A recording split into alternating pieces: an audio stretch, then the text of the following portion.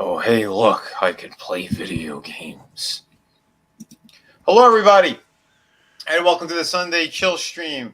We're back. Last week, we didn't do one because we were hanging out with Draven, watching wrestling, and then we went over on his stream afterwards, and we continued the party over there. We had a good time.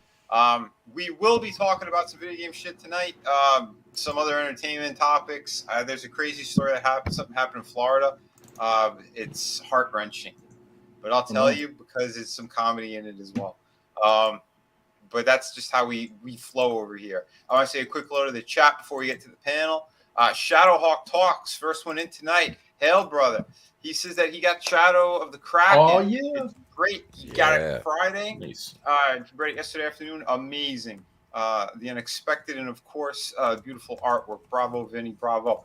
Thank you so much. I appreciate that. I have been packing up books, signing books, getting them out the door. It's been crazy. So hell yeah, everybody, they're coming at you. So get ready for it. I've been telling everybody that, and make sure to update your addresses. Because like I said, I'm nearing the halfway point, and please make sure everything's correct. People have to update their addresses now before you can send a book. What's going on here, Vinny? Addresses, not addresses. Listen, if you want I've got to update my address on so many campaigns now. Shit. Oh yeah, dude. You're getting the house Friday, right? I'll still be here for another week or so. You know what I mean? I'm not putting it up for sale or nothing, so I'm pretty sure I'll be fine with yours.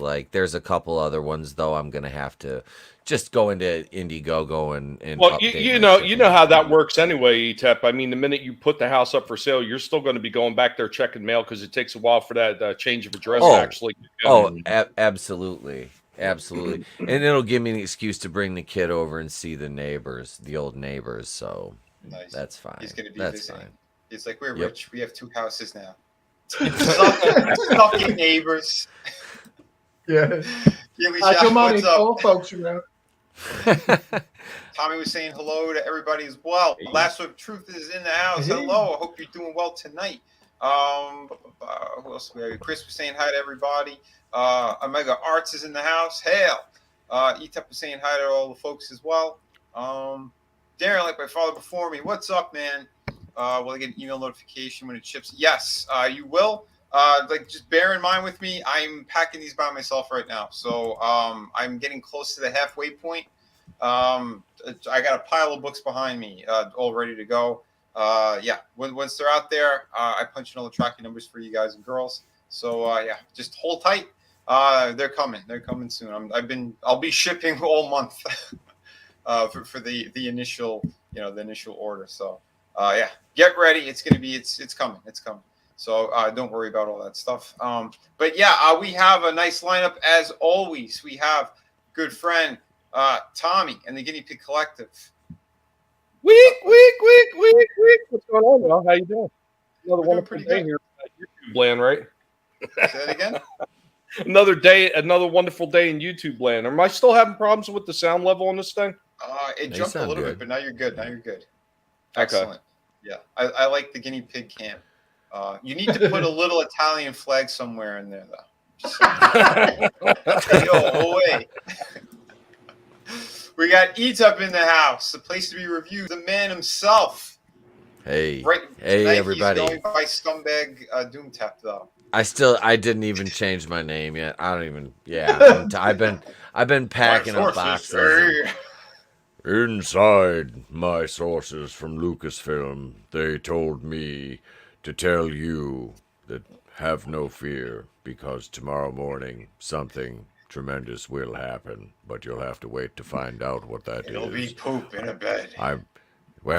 Amber Heard has to sleep somewhere, so there's bound to be a little trail of Hershey kisses leading to a steaming pile of Depp in the middle of the bed. What up, everybody? That fine toot that you heard was Chris Fisk.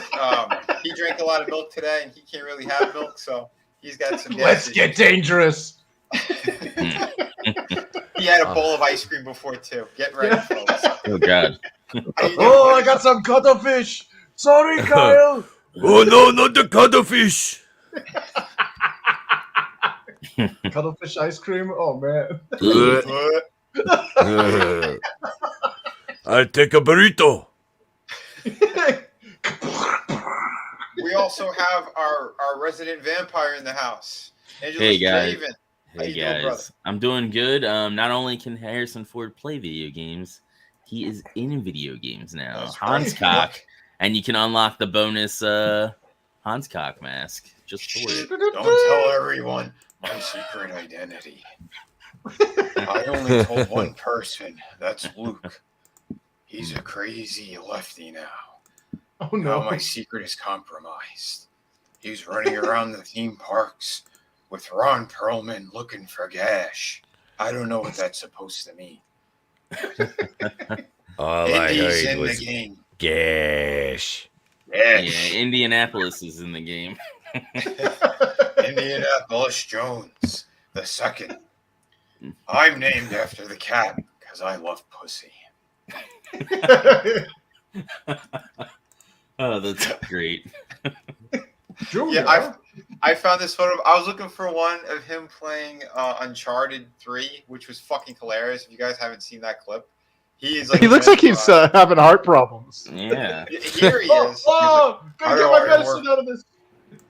Is it, how do I work this new contraption? Is that on the Yeah. Vita? That's a TV remote. Every time I hit this button, the TV goes on and off. What's going on with this gaming system? No, he's played Uncharted 3 and he was like blown away by it. He did the whole sequence where he's supposed to go onto the plane. Oh, nice. Yeah, he was like, dude, I'm telling you guys, if you haven't seen it, go look it up. That shit is hilarious. And he is just like blown away. He's like, the action doesn't stop. But he couldn't get enough of it, and he was actually doing a good job. It's not like he died a bunch of times. Like he was like literally playing it and having a ball. Mhm. So that's impressive. That was only a few years ago. Nice. So hell yeah, man. So like, yeah, No, we're no, gonna talk about- he was holding the controller, and his intern was behind him actually playing the game. Yeah. No, dude. They What's up? when we worked on Defiance, they made this terrible mistake of giving the actresses the game controllers. It was like a Hojo or whatever. Who the hell was that? Hoda or whatever? Like that talk show woman. They were promoting the game. Yeah, And it was like, Oprah's girl. Yeah, Like, that's they it, like yeah. yeah I can't remember what it was, like some morning show. You just see these like these women in their 30s or 40s like trying to play like a shooter game, and they were struggling. Late 40s, early 50s, a Yeah. little higher. The actresses in the Defiance Oh, okay. show to promote the I love game. that They were like, show. well, they were so bad at it, and it sucks too because the actor that we got to play the main character is Australian. I think he's Australian because I know he's been in a few Australian televisions. But Grant Bowler, he was the actor for the is the main character, and the guy knows his shit. Like he knows how to play games, and it's like, why don't you get him to do it? Like, don't get some like middle-aged woman who's like never played a game before, because they're like, oh, and tell us about the game. Oh, those are nice graphics. How could you tell she's looking at the ground? Oh, Can't even move. I know who that guy is, Grant Bowler. He took over Nolan North's kind of gaming streams. Him and Liam, fuck, I forgot his name. The guy from CW. He did all. He was in the superhero shows. He played a villain. I think he was in Spartacus. Yeah, he's a great guy, by the way. Oh yeah. No, they're cool as shit. I used to watch them all the time. Those streams were excellent, but like Nolan went from California to I believe it was Georgia for work because he was getting a ton of work. So he had to cancel that show, but they passed it over, and he pops in every now and then. But holy shit, man, it was some funny stuff. Pretty awesome. Soul Assassin. Manu Bennett is an awesome dude too. He is a little crazy, and if he drinks too much, he gets very frisky with the ladies. I was invited to his What are birthday you talking about? Somebody who drinks too much. We're not talking about Nancy Pelosi, so. or her husband there. Yeah, Sweeps his DUI under the rug. They said that they're trying to get that guy's mugshot. It has to be really bad because they're really doing their hardest to keep it hidden. But I think it's going to leak soon. But yeah, Manu Bennett's pretty cool. He is a nice dude. Hung out with him a few times. Yeah, good people. But yeah. Defiance was a really good show. It sucks they tried to combine the video game and the show to like do this like multi media kind of thing. Well, it sucks that they lied to their customers. Yeah. It was watch the show, play the game, save the world. Mm-hmm. Yeah, Pretty much. They clipped You the get show? space vampires at the end of that show. There were? So, yeah, there was space vampires at the very end. Were those the castathon? I think so. Yeah, They those actually- space vampires. They let them finish it? Yeah, Well, they only had finished 3. it.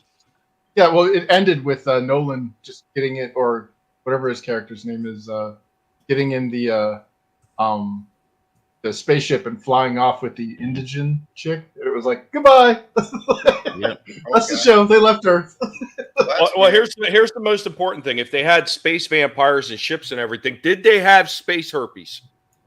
Very important. I don't know. Yeah.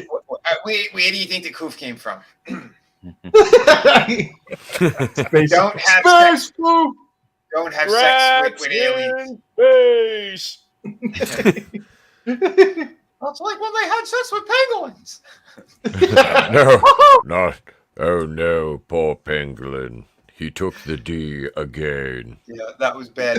If you guys want a good laugh, check out ETEP stream from last night. There's a moment where Draven pulled up the mouse having sex with one. Mm-hmm. And I I wonder why I got limited ad suitability. I have no idea. Things that make you I go. have no idea. I wonder why. Oh boy. Oh shit. But yeah, guys. I don't know if you saw like that they had the new trailer drop for Street Fighter 6. Mm. And sadly, they went the route that we didn't want them to go. They opened up that woke door and they let them all in. Yeah, it's sad. Chris, he knows a little bit more about that, but About opening the door? Well, I don't know, Chris. I can't speak for him, but well, look at their roster that they have here. Like I have it up on my screen. this one. But yeah, it's the so you got Ryu over here and then Ken. So rumor has it that Ken is now divorced because we can't have intact households anymore. Oh boy. Because his little story, you know how he like married like his sweetheart in the second in Street Fighter 2, and then he had a kid that punched him in the balls in Street Fighter 3. Well, I guess in Street Fighter 6 they're like, can't have a family man, gotta get him divorced. I know That's what the happened. rumor. Domestic violence. He struck Yeah. his wife. Yeah, he gave her a Shoryuken. He's white. He's white, and he was beating his wife. So that's it. We got to break the home up. Toxic white male from the United States. So what happens? Does he start a romantic engagement with Dalzium? Probably. Yeah. Gave him a reach like, around twice. He could If you could stretch. stretch it. well, like some of the new designs that were kind of interesting where Chun-Li is now aged up, which I guess it makes sense because all the other characters kind of have been, Right. But but like she's got her butt cheeks are flying out everywhere. They actually have jiggle physics now on her butt cheeks. Mhm. So she's got this Yeah, buddy. was it this Let's- Chang or we'll applaud that at least. when it flies up, you Yeah. get like some wiggle. Mhm. Unfortunately, though, Cammy has to have pants now too. So. Yeah, but hold Yeah. on, time on 1 second. I'm sure they're going to do like they did in every single Street Fighter game, especially the last two. They'll have Yeah, about take them down.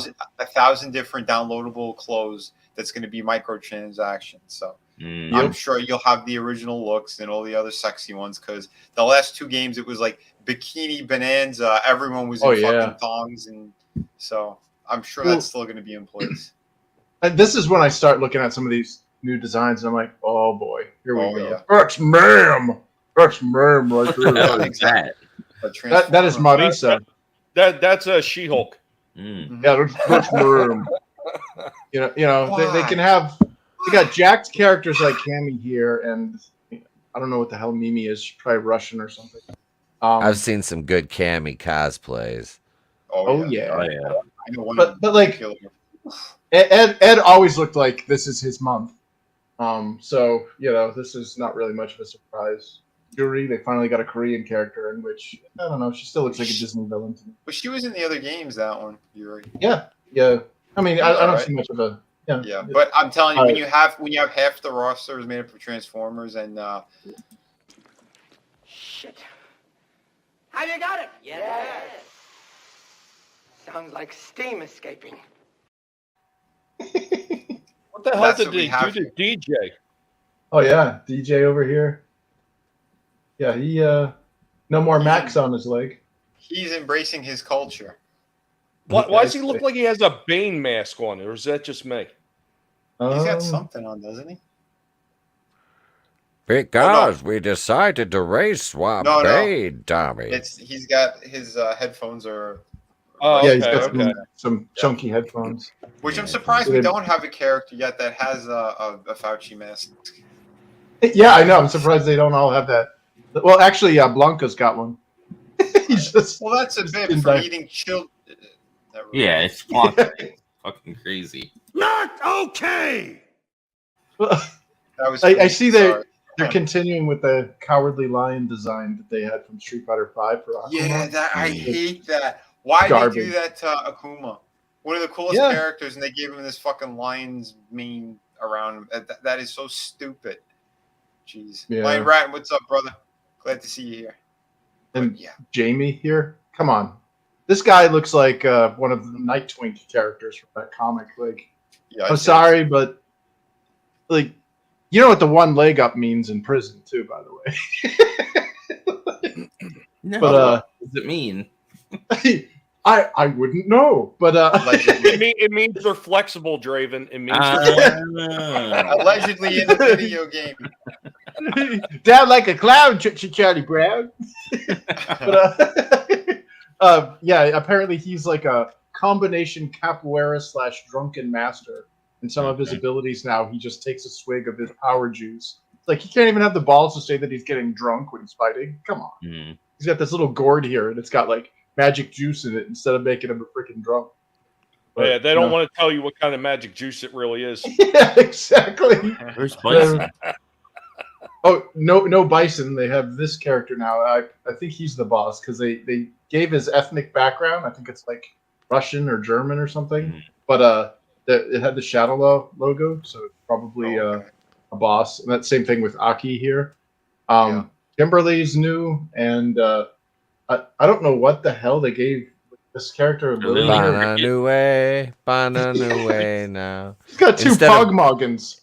Instead of Bison, they've put Bo Bice in the game. Well, Bison isn't. Oh, sorry. No, I was just gonna say they put Bo Bison, and JP down here is played by King Ezekiel from The Walking Dead. Yeah. But they gave his dreads over to that other character next. Fucking jacked Yokozuna there, Honda. Oh yeah. Mm-hmm. Yeah, I was like, what the hell? I thought he was fat. Right. Well, they gave more muscle. Good for them. Mm-hmm. Yeah. They put him on a diet, and they made sure he lifted some heavy weight. They kind of look over-designed, in my opinion.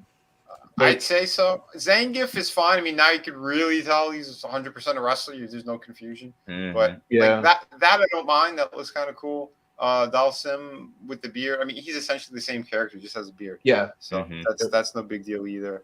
Ryu is usually the same. I mean, that's just the old. That's Ryu from. That's the alternate Ryu from Street Fighter V, but they just gave him a weird sash thing. Yeah. I think they're trying to show off like cloth physics or something, because everybody has this obnoxious jiggle stuff. Mm-hmm. Like everything is like flowy. And you know, one thing you learn in game like art design is silhouette reading, and I think they're starting to forget that because some of these characters you can't really read their silhouettes really well. Some of them you can. I mean, obviously, like you said with Zangief here, like, and same thing with Dalsim and Honda to a degree, but like some of them, it's like that's ma'am. Like, okay, is that Zangief? Like, like that's horrible. How could they do that? I mean, that is just fucking sinful. And Soul Assassin said that other character is supposed to be Mexican, the one that had those weird weapons. Yeah, with the Pogmoggins. Yeah. I don't know what part of Mexico used the Pogmoggins. I know that's a North American Native American club. I thought that was more of a northeastern thing here in the United States. I didn't realize it was something in Mexico. But what sucks is this is the eagle effect. Like, I don't know if you're familiar with Street Fighter, but in the first Street Fighter game, they actually had a character, an English character called Eagle. Okay. And he had two, I believe it was either just like Eskrima sticks or like Tonfa. I think it was Eskrima sticks. But the thing that sucked about it is every other character was pretty much like a bare-fisted martial artist. And then you had this one guy that I think he showed up in Street Fighter Alpha 3, has these freaking like sticks. And it was like, you're kind of out of place. Like when you get knocked down. Soul Calibur than it does. Yeah, exactly. Street Fighter. Yeah, Soul Calibur is all about the weapons fight. Mm-hmm. And that game was fucking fun. I fucking love Soul Calibur 2. Yeah. 2 was the best. They fucked it up on the GameCube. Yep. 2 on the GameCube. I had it on the PlayStation, so I had shit Hachi. Yeah.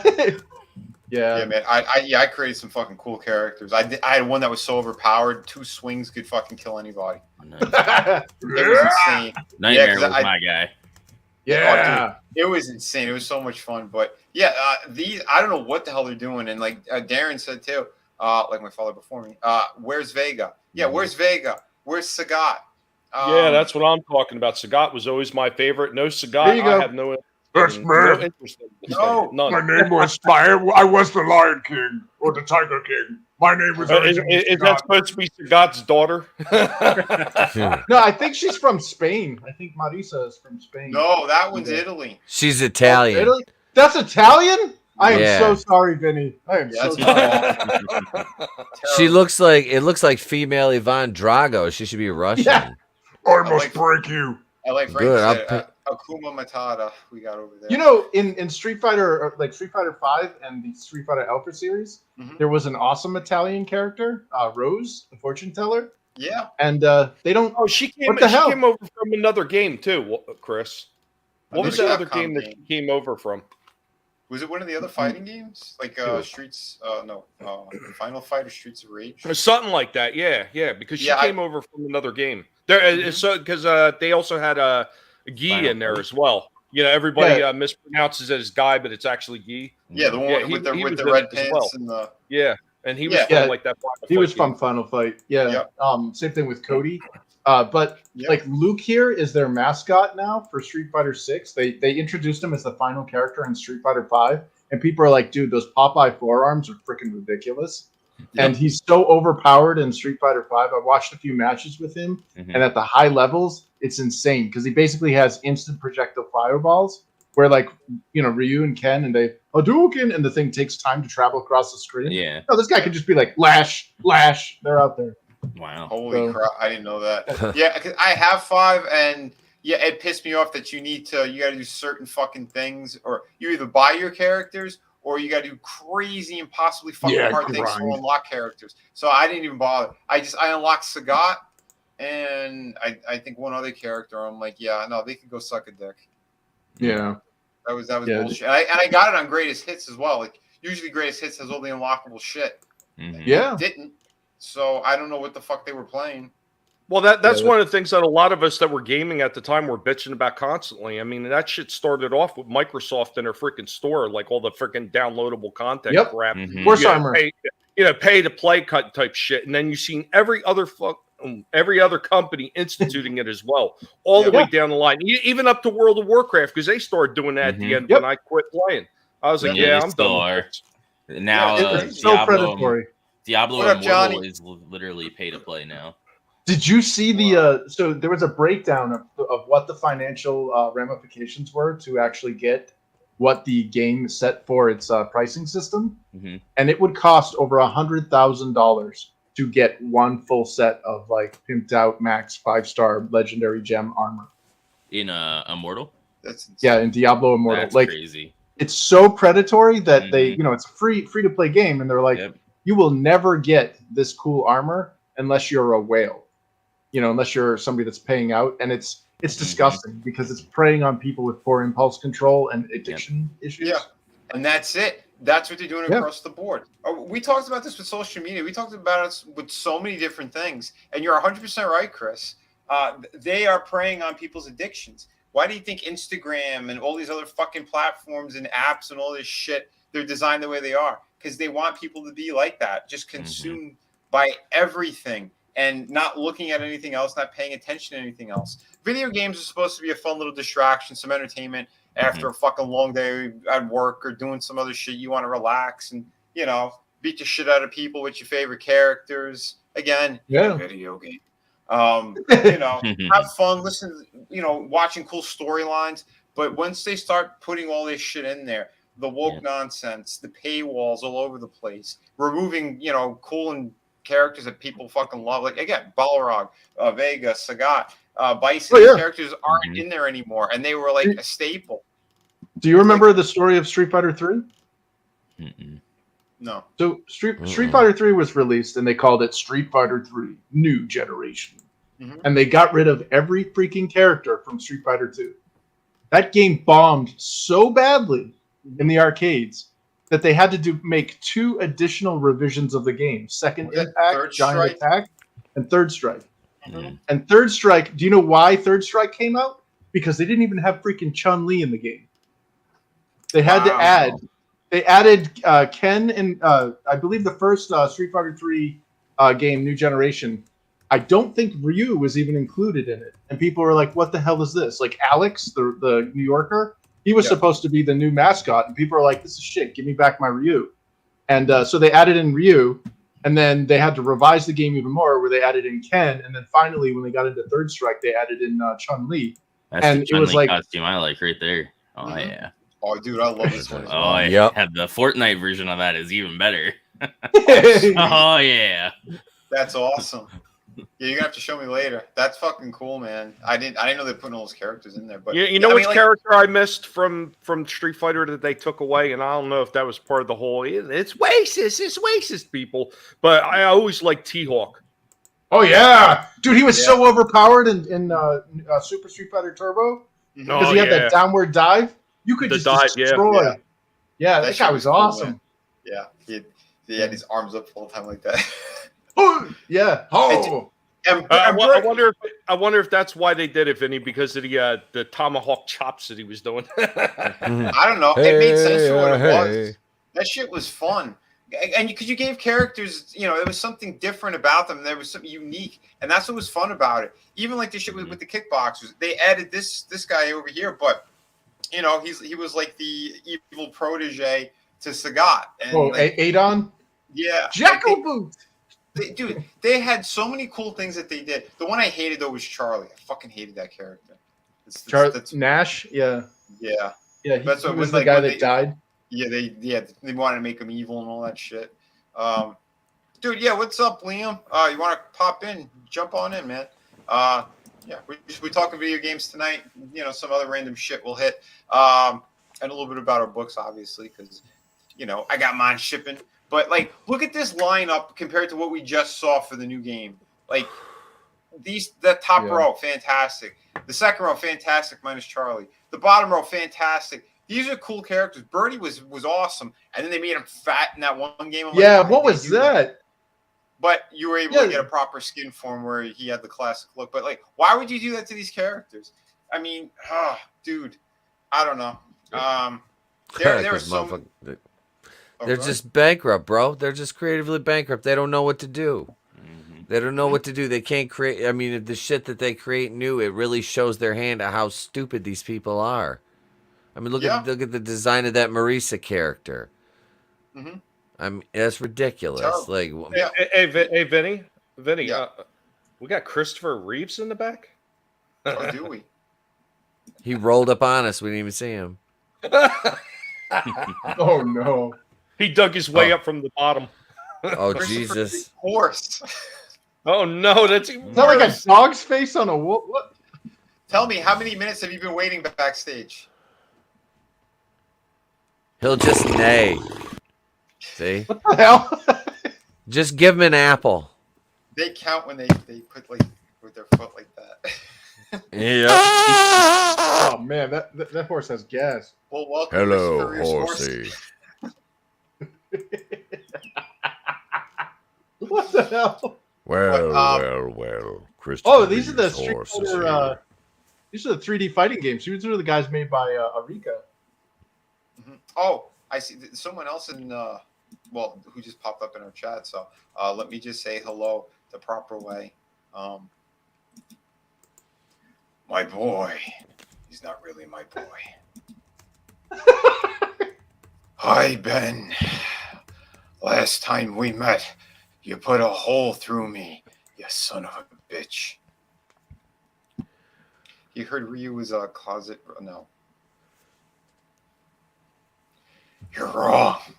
You're wrong. Ryu is not a closeted Raylo.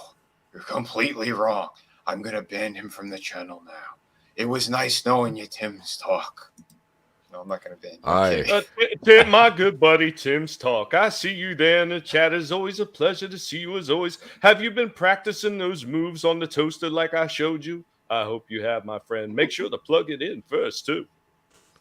Hans Cock, you should be used to having a few inches up in your ribs.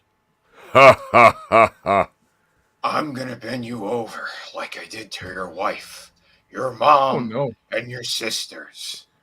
And I'm going to show you what it really is to be the supreme cock. Well, one of my sisters is a communist, so enjoy that.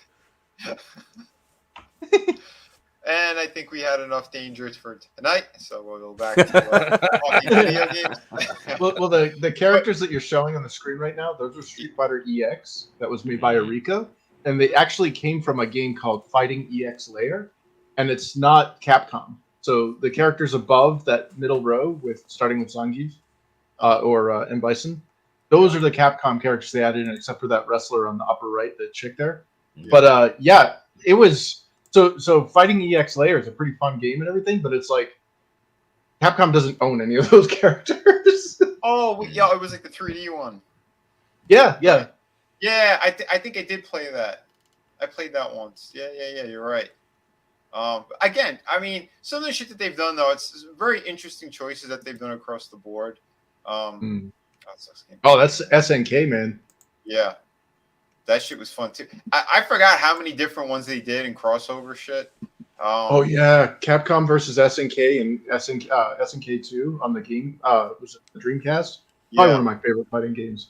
Dude, they had so many fun ones. But all right, so here's the thing I was going to bring up. Like, they have a roster of amazing characters. How come we aren't seeing, just extend these things? So you have this lineup. We know that at least the majority of them have been done in the new 3D kind of animation that they did. Yeah. Like the last. I haven't seen Sodom in a game since Alpha. The samurai guy, he's actually a weebly. Right. Yeah, he was in the Alpha series and he was in Final Fight. It was awesome. Yeah. Okay, so this is what I don't understand. How come they don't do that? So you have great characters, and instead of like you're making a brand new game where you keep adding new ones and removing classic ones. Why would you do that? You have the roster, so just extend it. Make a proper fucking game. Tekken never just started ripping away characters. You know, they had a great lineup. I remember, what was it? The second game was like or the third one. Tekken Tag. Tekken Tag had a shit ton of them. They had that they put in there. That was a lot of fun. You know, and that's it. It's a fighting game, so the storylines are going to be unique to those characters, and you're going to get a beginning and you're going to get an ending. When they started removing endings out of fucking games, that drove me crazy. Oh yeah. They took out arcade mode. Yeah. Why would you do that? Did you see? Well, when Street Fighter 3 launched, when Street Fighter 5 launched, it didn't have an arcade mode. It was literally a multiplayer only game, and it was infuriating. You basically were charged $60 for a shitty small roster and no single player experience. And the only way you were supposed to like progress to get new colors for your costumes and unlock stages was to fight and get your ass kicked by other players online. I actually wrote a script. I did a really hack job. It was probably my most viewed video. I hacked in a arcade mode. It was just a random script, and I threw a UI layer over it. And then for an ending, I just played a shitty little movie because it was all made in the Unreal Engine. So all the files were there. Their encryption sucks, but you can bypass it. Yeah. Damn. Holy crap. Yeah. That's amazing, man. Dude, Chris is a genius, man. I mean, I know you say it's simple stuff, but for the layman, that's like, holy shit. Man, but all right, look at this classic lineup. Why would you remove any of these characters? Well, the Bruce Lee Foundation or whatever might have some issues. Remember, there's that rumor that somebody started where like Bruce Lee Foundation, in Capcom. But is any of that true? I don't know. I don't know what happened to it, but I know the guy that started, or at least reported it initially, got a bunch of crap for it. Mm-hmm. But yeah, Fei Long was one of my favorite characters when Super Street Fighter 2 came out, and I was like, okay, we got a Bruce Lee character in there. That's my main. Yeah, and martial law. I mean, Tekken's not having any issues. He's one of the main characters. So what the fuck? Yep. Come on. Omega Arts is right. The endings, that was the reward after defeating the final character. Absolutely. Yep. Why would you remove that feature from a fucking fighting game? Oh, and it was also a character unlock, like with the original Tekken series. That's how you unlocked the other half of the roster. That was why you played the damn game as a single player. Yeah. It was like Soul Calibur was like that too. You had like the different endings of each character, how they came into being with the Soul or the Soul's Edge or whatever. Exactly. Yeah, Namco knew what was up. Yeah, and like what would happen once you get that power? Who would use it for good? Who would destroy themselves? Or I mean, that was the cool shit about it. Because again, that like the swords, the Soul Calibur it's going to be either full corruption or ultimate power, and I mean, that was cool stuff. Why do they always do this shit? It makes no sense. It's like they're only targeting it towards the people who do the tournaments, and it's like we don't give a fuck about story. We just want to beat each other up for some kind of TV spotlight. Speaking of esports, did you hear what they're doing in Street Fighter 6? No. They're adding in Joe Montana Sports Talk Football with commentators. So you're playing a match, and you got these obnoxious people talking over, oh, yeah, he's trying to get out of the corner. Oh, it looks like he's throwing his power. Oh, and it's all over. God. What and it's like, hell? That's going to be annoying as hell. Yeah. When like, that's like the 30th time you've heard that same damn line. Yeah. No. Holy shit. Why? I think it's a big problem right now in video games. Everybody wants to make it an esport. Like, not every game is like. I'm sorry, but I can't out to be an esport. Like, Not at all. I can't watch. I can't enjoy. Like, I don't like watching other people play video games. So, like, when I was a kid and like somebody was hogging the controller, I didn't find that enjoyable. Yeah. Why would I, intentionally observe that? It's like with WoW, like they wanted to make that an esport, and it's like, they really wanted to make WoW and raid. Oh, he's killing those. Yeah, but like outside of the people that play it, you don't really know what's going on. Like if you just watch, like a fighting game, you can pick up what's going on, or a shooter. But like that, Ryan Ratton, he made a point. Michael Coe and Jim Cole and Jim Ross. Oh my God! He killed him! He killed him! Oh, son of a bitch! Look out, Zangief just kicked Blanca right in his fucking head. I would actually think that would be awesome if they did the Jim Ross DLC. Oh my God! You need Brian Last and fucking Oh. No, Hey. not yet. Okay. It's okay. And you have to turn on camera right now. Holy hell! I would say. Well, Draven, actually, to a degree, they did do the esports thing with World of Warcraft because they were having like the battleground stuff. Yeah. But they were having like special tiers that were like the top guild players in the world were fighting it. Like, it was so dumb. So exactly. dumb It didn't catch on very well. Well, And- it fell flat on its face. Yeah, and people wonder why they're like losing players and shit for a while. It's like because they're doing shit that nobody wants. Well, I mean, the only Korea seems to really give a shit about like esports, anyways. Yeah. I'm sorry, but they keep throwing tons and tons of money into this freaking thing, and it's like the very small niche that watch that shit. Like the fighting game community is probably your only your only avenue into it. Mm-hmm. But I've seen even it, that's like small. Halo. They have like compounds and like these houses and shit where you Yeah. have all these kids in there, and it's just night and day. That's all they do. They eat, they take a little nap and then they fucking just play these video games. That's what I'm seeing all the time. Like whenever they were showing those tournament things, and like these people become psychotic with it all. Because it's like, yeah, I gotta get into this tournament. There's X amount of money I can win from it. If they don't, it's like their families are gonna die. You know, it's the way that they set it up. Allegedly, the way that they set it up is crazy. It's like, Allegedly, it's like it's this or sweatshops, and they're like, I play video game. Yeah. Well, remember Well, I mean- Blitzchung? look, they like they think they like K-pop and like BTS and shit, What's up, Spike?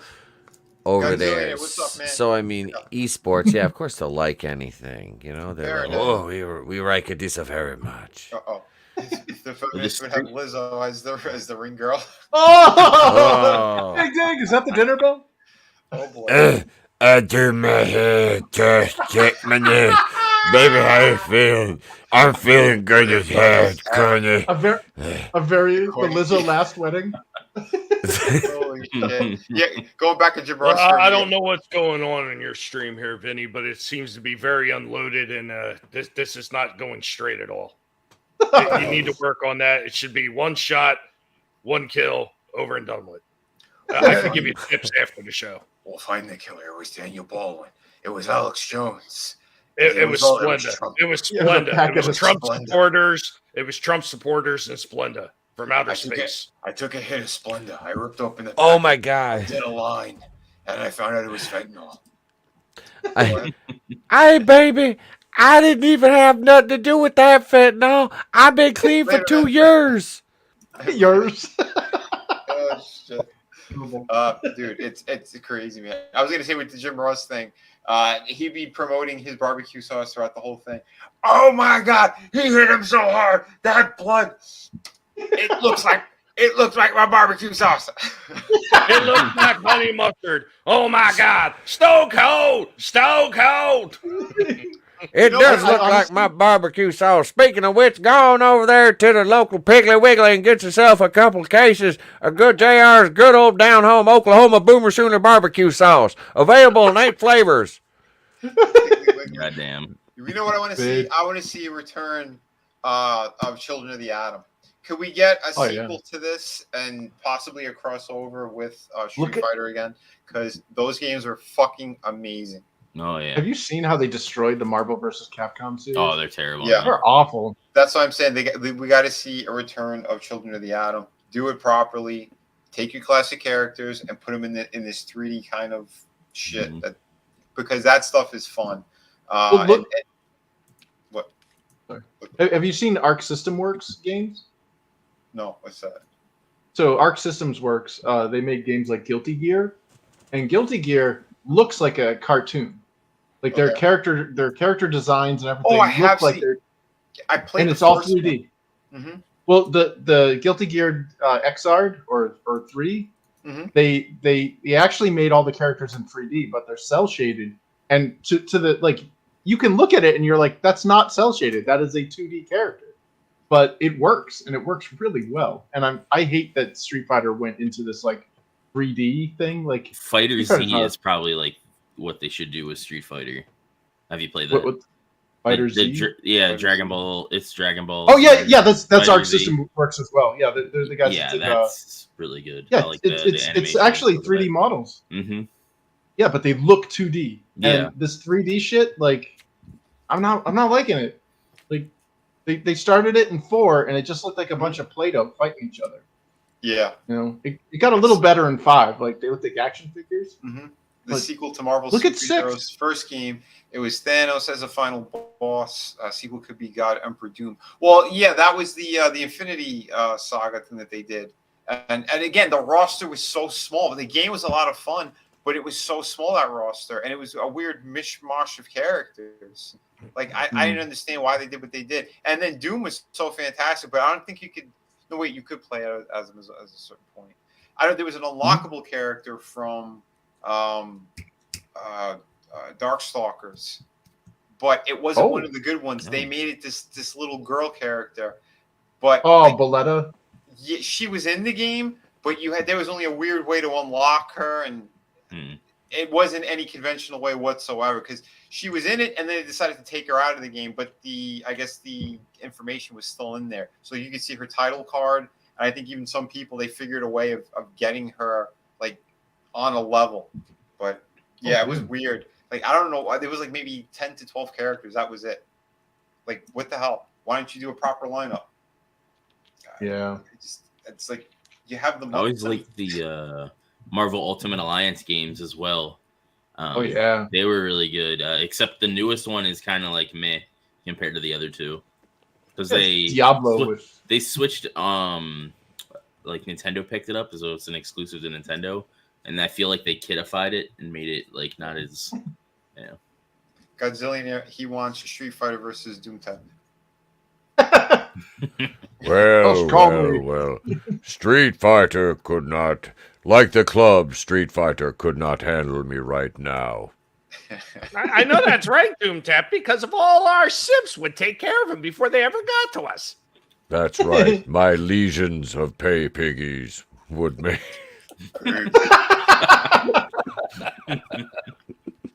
You're not wrong. I'm out of line, but I'm not wrong.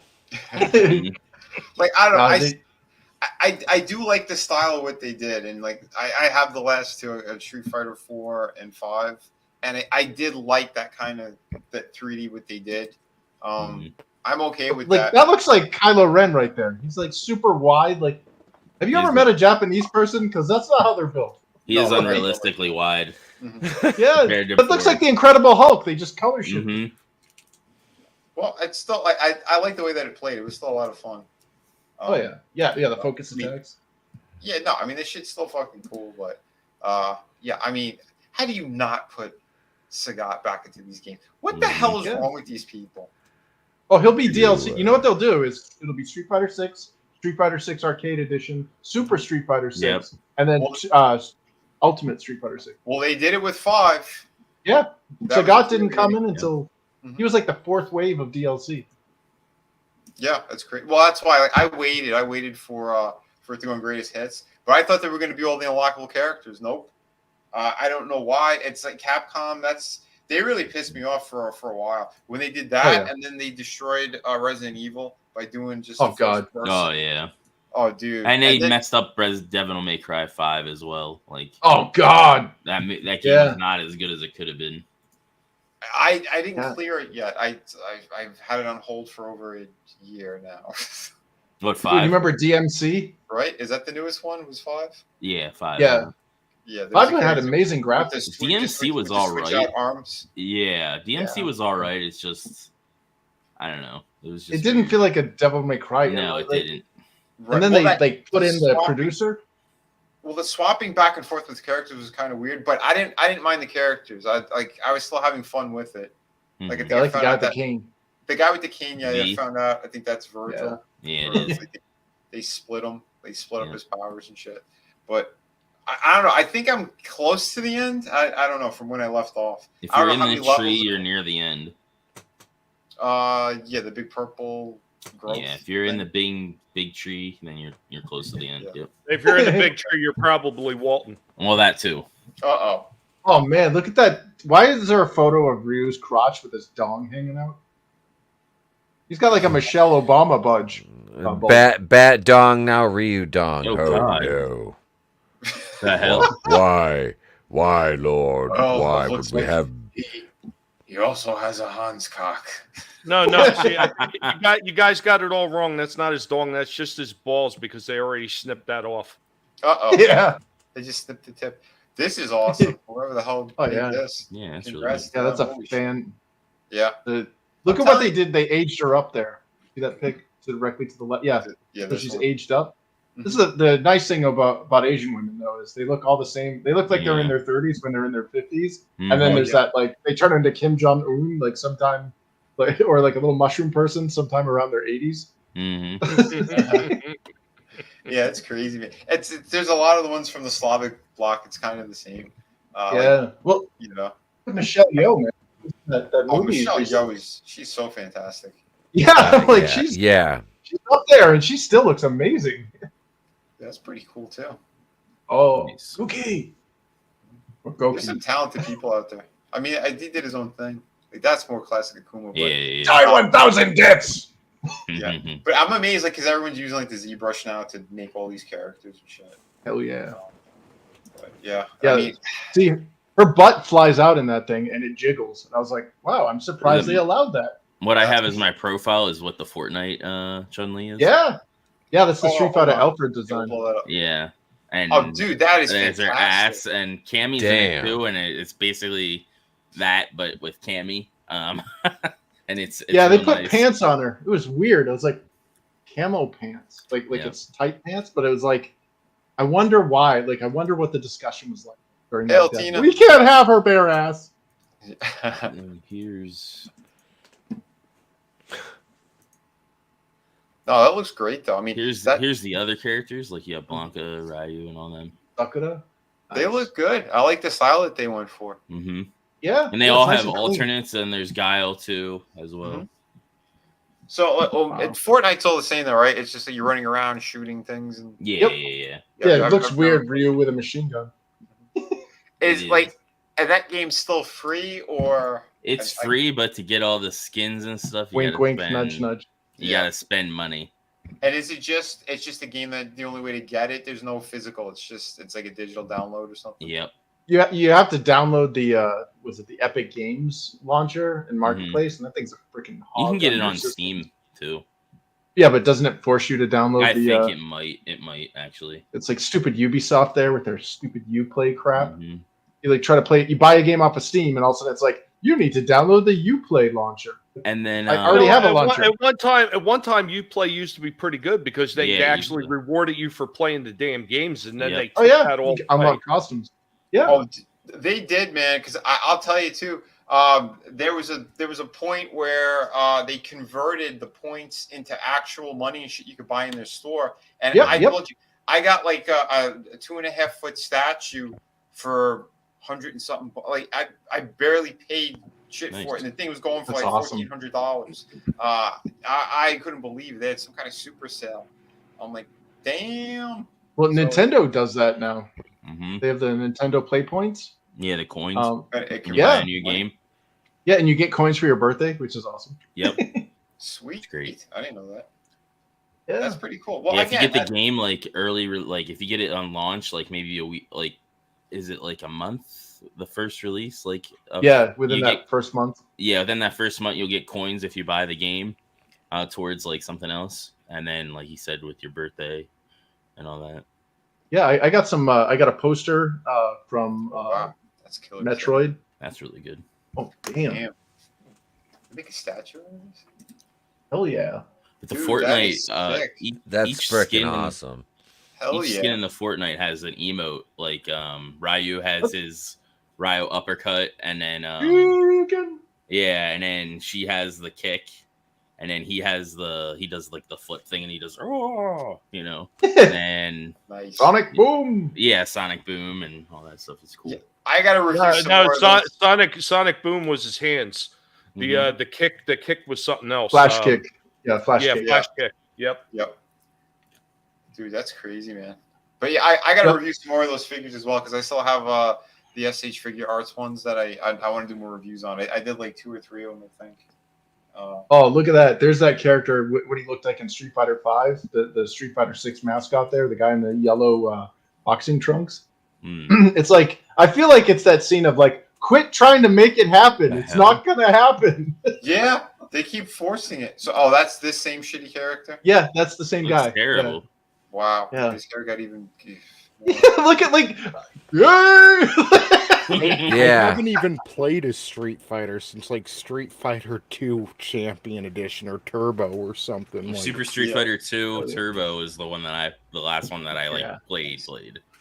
Love the I tell you what, action. you take it back with Street Fighter though, but nothing was better in the original Street Fighter.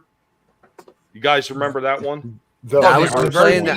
that. I was playing that on NES Classic with Trey not long Was ago. it just like the waist very up? first. What's up? Wasn't it just like waist up on that one? No, the very first Street Fighter, actually, it was Chun-Li's just dad. for you. Yeah, it was just for you, Mhm. and you basically don't get it in your what is it? Don't get a big head because there's people like me all over the world, or whatever the hell the wing quote was, and you just hear that over and over, Mhm. and like it was like your fireball, so your Hadouken. Yeah, that was a suggestion. All of your inputs were more of like a polite suggestion rather than an actual command input, because you could be doing the fireball motion and nothing happens, and then all of a sudden, like a random fireball flies out. You're like, "What the hell?" And it's just, and it's like jerky.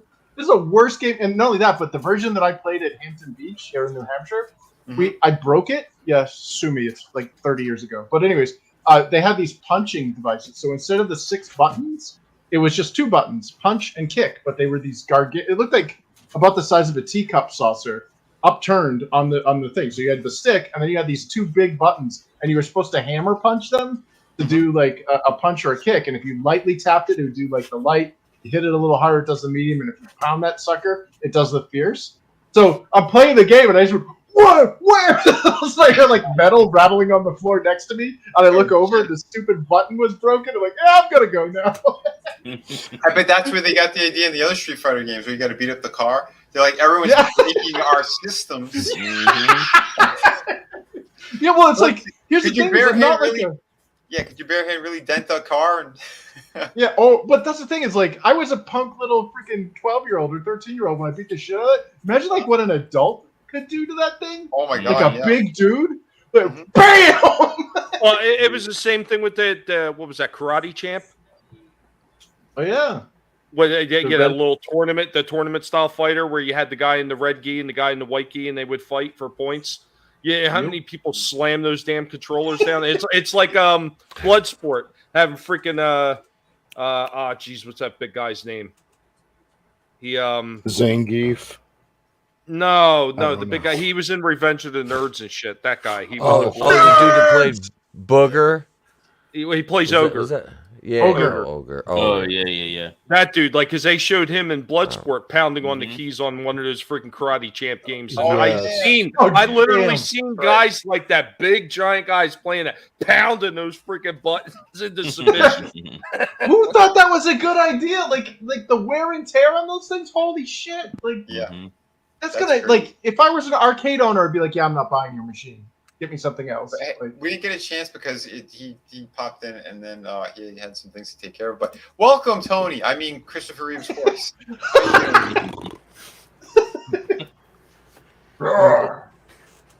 I did it for sugar cubes. Quick, someone give them sugar cubes. What the hell is this? sugar crisp. What? No, what is this? Yep. Amazon Street Fighter 6. Cookie crisp. You get enough of that sugar crisp. Stop! You making me hungry and shit. Yeah. Hondo was Frankie's favorite character, the 100-hand slap. It was pretty cool shit, man. I like what they had done. I mean, Chun-Li was my chick, man. That little head stomp she could do. Just Oh, yeah. unstoppable. and her kicks are fantastic. Yeah. Yeah. Spinning star kick. See, it felt good because when it finally did come out on Super Nintendo, which was like a huge deal, it was arcade exclusive for a long time. Mhm. I made the popular kid in my class cry, just kicking his ass over and over again. Yeah. Nice. Holy So shit. that felt good. He likes Man. when kids cry. Popular kids. Yeah. Allegedly in a video game. What was the one where they had the little Mexican guy with the frying pan? Oh, that was Street Fighter 4. It's super dynamic cooking time. Oh, What was that? El Fuerte. Mhm. The strong El Yeah, Fuerte. yeah. Oh, hold on. And this fucking character. Like, Oh, Oh my god. Which one Why? did Cammy first appear in? She was this guy one of the looks- Super Street Fighter 2 characters. Yeah, Yeah. that was like the last game I played was the one with Cammy. But this guy, for some reason, he reminds me of someone. Oh god. Is that an Come on. R2D2 popcorn bucket? Oh Jesus. Humble. The thing was he had some great moves. You know, the Messiah kick and all that stuff, but like What a freaking obnoxious. Doesn't he like oil himself up or some shit? No, that's the Turkish guy. Okay. That's oil up. Yeah, he looked like he was a rubber ducky, like the oil character Hakan. He looks like he's got like rubbery blue hair. Haka Khan. Shaka Khan. It's Haka, her Jewish cousin. Haka Khan. And the one thing I did hear about this game, about Street Fighter 6 as well, they went back to the mechanics from Street Fighter 3. The third parry? God, the parries are back. The easier control, like you have options where you could you make it easier again. They use the Super Smash Brothers controls now. So instead of doing you know how you ever heard that thing? Just call me Hadouken because I'm downright fierce. You know, like where you actually have to do the quarter circle and fireball. Oh, it's a shitty rap thing, but like you know everybody knows the inputs now for the various moves. Like they say like when they're describing moves in other games, like just do a fireball, and you already know that means down, diagonally down, forward, and the punch button. Yeah. In this, what they did is they've employed an option to do the what Super Smash Brothers does, and they have a special button. So instead of having to do all these maneuvers, all you do is have a button, and if you don't press any direction on the stick and you press the button, Ryu does a fireball. If you press toward in a fireball, Ryu does a dragon punch. If you press back in the fireball, he does a hurricane kick. Okay. So it sounds like that is put in place for more casual gamers and for kids. Mm-hmm. So that I'm fine with, because I know you have your other options where you could have regular controls. But if you have those options, see, that's fine. That to me is a smarter move. It's accessibility. Well, exactly. I don't know about you guys. I hate it trying to do Zangief's like spinning 360 freaking. Oh my god, I could barely. I think I've done that once in my life. Yeah. You always jump. Mm-hmm. Well, even what do you call it? Even Guile to do his fucking moves. Like he's a character I always want to play more as, but I could not master his moves because they were such a pain in the ass to do. Well, they were all charge moves. You had to hold away and then press forward. Yeah, and it showed you how much that push up. Yeah, and it showed you how much the AI cheated, because you'd have like the AI controlled Guile running towards you, throwing sonic booms, and it's like, that's not how that move works. I mean, there's button combinations. I just smash the controller. It's like, yep. Holy shit! Yeah, it's crazy what they've done with these games.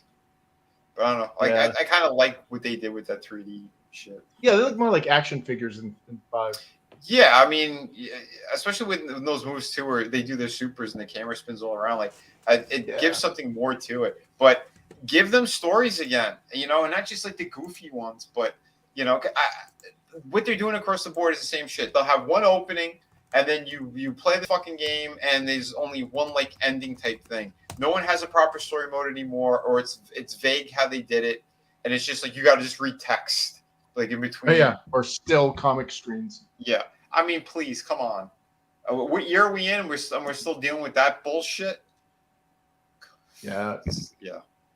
Well, at one point, remember they had a double storyline in one of the games where when you fought your rival, you would get an actual separate storyline board for that, explaining the rivalry and how it ends, and then of course you would get the ending story as well. Mm-hmm.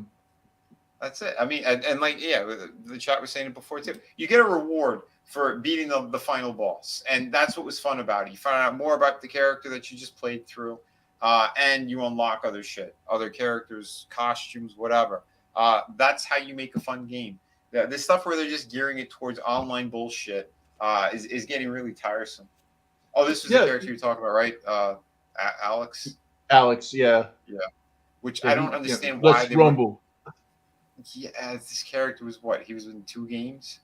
He was a Hulk Hogan, essentially, because they had intro animations in Street Fighter 3, where depending on which character you were opposing, you might get a special intro.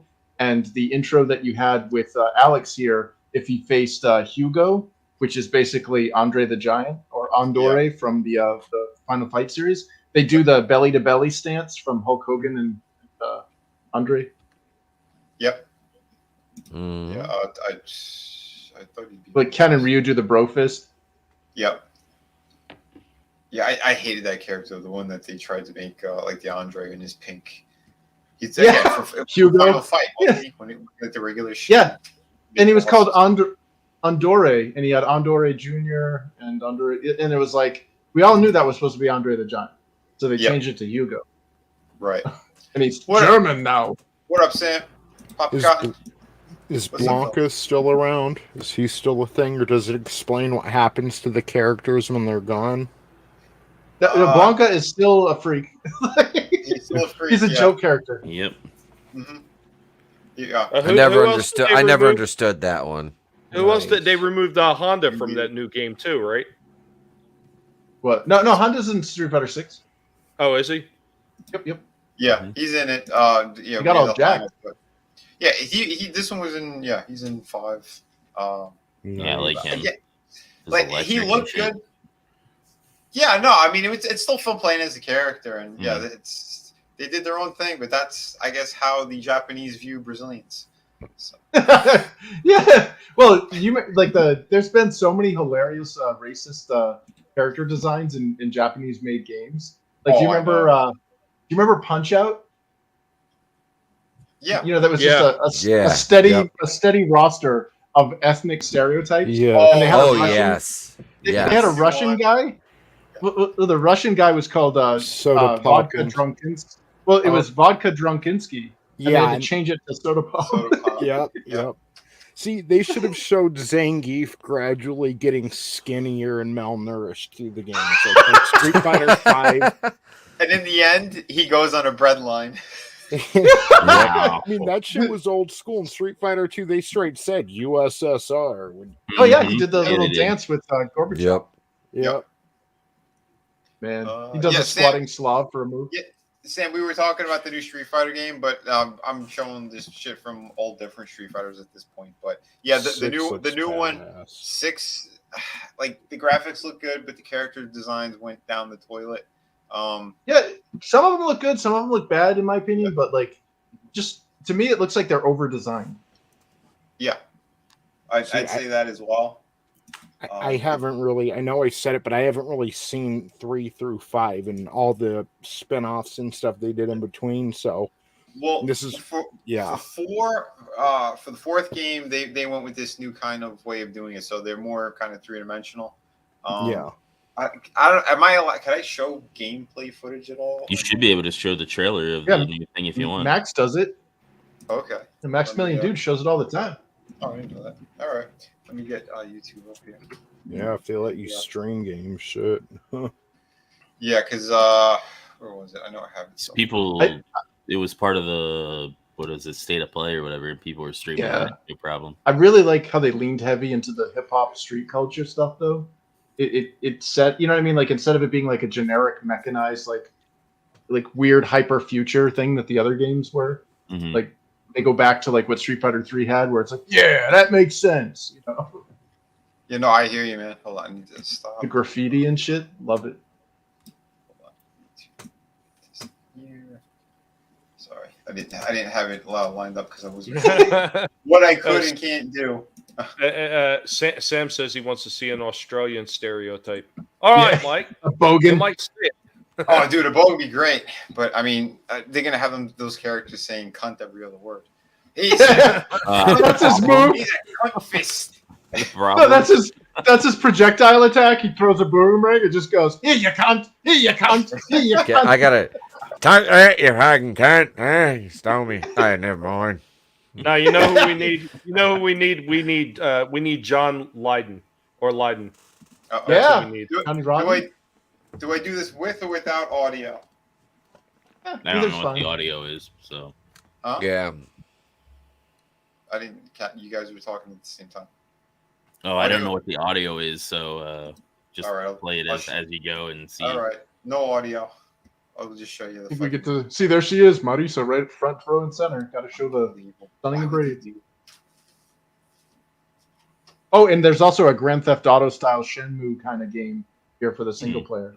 That's why you see all that Metro City stuff. You're gonna run around like Shenmue and go to different. Yeah, Tekken did that for a little Interesting. Bit. Here's their their mascot guy, and give me Ryu. You know, That's a better looking Ryu- outfit, though. I mean, that other one was terrible. Yeah, yeah. They definitely took some feedback. Is he but going to come with a can of spinach, or that's his hair is mimicking that? I don't know, it looks like he held his breath and farted. He needs to have an alternate costume where it's Popeye Sailor outfit. Yeah. See, these are all like roamable areas. Yeah, that's one of the Mad Gear guys from Final Fight, walking them through the city. Yeah. Well, this is kind of interesting that they did this. Yeah, this looks like a create a fighter thing too. Where you create a generic, which could be fun, but we'll see what they do with all this. Chun-Li looks like she's fighting Li Fen, which is the little girl in Street Fighter 3's intro.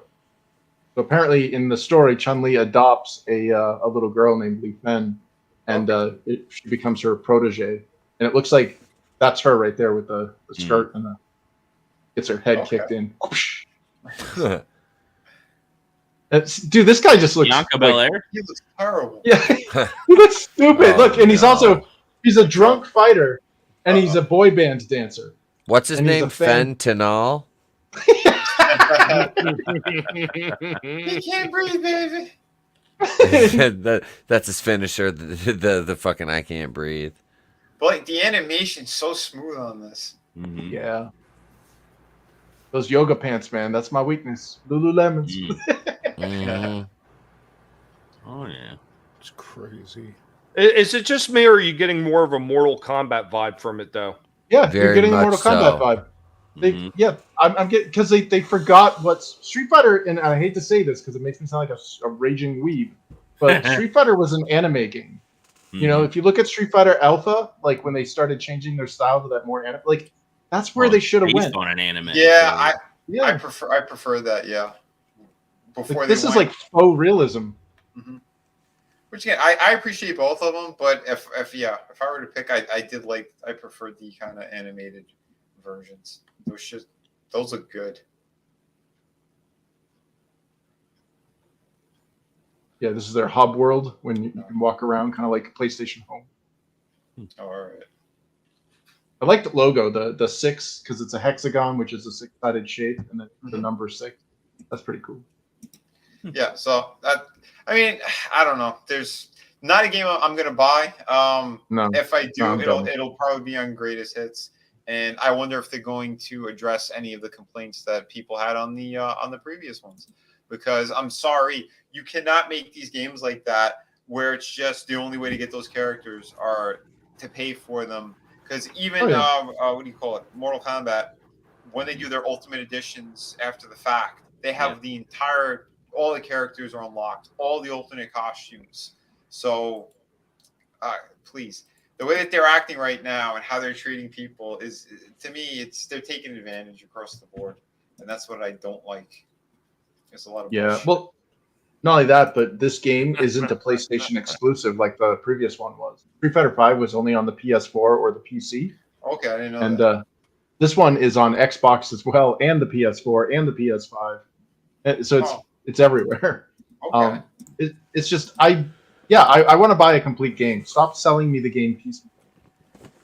Yeah. I don't know. Well, see, that's what kills me because I played, the first Street Fighter. Like I said, I was playing the other one, on NES Classic, and it's like they're doing everything they can to chase away new customers. Like, if I'm in the market for like another console, like a newer one, and it's like I'm trying to decide what I'm gonna get, and I'm looking, and the more and more I see the modern games, the less and less I want to buy them because you're just buying a shell of a game. Then you have to download everything, and it's like.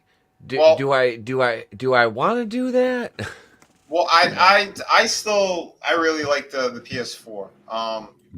That system's still a lot of fun, and you could get greatest hits games. A lot of them they converted from 3 over to 4 to give it better graphics as well. You can still find those over pretty cheap at Best Buy and Walmart and shit like that. They have the greatest hits selection, and there are some epic games.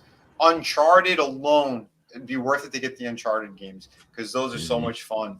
They're hilarious, very witty, well written, good shit, all the way around. I'm telling you but what, if they God of didn't change the formula to how they've been doing the Street Fighters, just imagine that more like Chris was saying, the anime style. They could have. How cool would it have been if they could have fit in the Turtle universe against Capcom? Oh yeah, dude, Yeah, yeah, well, they're in Mortal Kombat. Or Yeah, no, they are. they're in Justice too. That's Yep. what yeah. No, oh, dude, they were so much fun. yeah, they were. Yeah, 'cause I wish they were individual characters and not like a skin swap to like change what Yeah. they did. yeah. But Well, it's a skin swap, yeah. but you also have like their specific moves as well. yeah, But dude, that was so much fun. I love what they did, and I Mhm. was so surprised of how much we got out of that. The thing we're all still waiting for is Ash. They, Oh, yeah. that- that would have been awesome. I heard the rumor about that. yeah. There were so many rumors like the past 3 games, but they still haven't done it, and that's just driving me. I mean, it was great to have the Terminator in there, RoboCop, the Predator. Like there were so many cool fucking characters that they put into those games. That I mean. And I wasn't a guy I wasn't huge on Mortal Kombat. I played like the first 2 games. I'm like, yeah, these are cool. Didn't play for a while. Then I got like the what was it, 8 and 9, and then I got hooked again. Just because it's cool. You find out more about your characters. You get a beginning, you get an ending. That's what people want, you know. And then you have that whole other section, the crypt, where you could run through and fucking unlock other stuff and all that other crazy shit. Yeah, if you want to see a history of all the Street Fighter games, I have up on my screen my all the arcade games, and you can see like the years they were made and all that stuff. Yeah, we'll do that.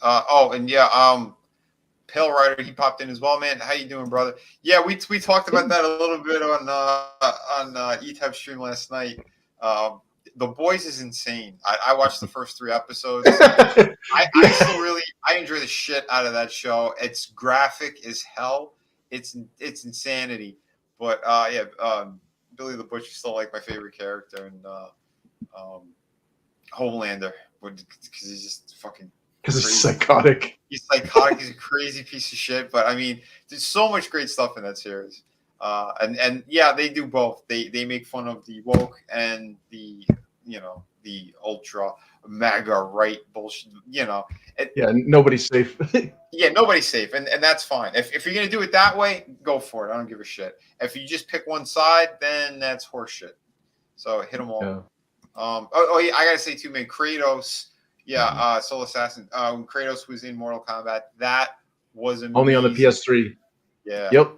He had the best stage fatality too. It was like 6 fatalities in one. Oh wow, that's incredible, dude. I'm telling you. But yeah, like.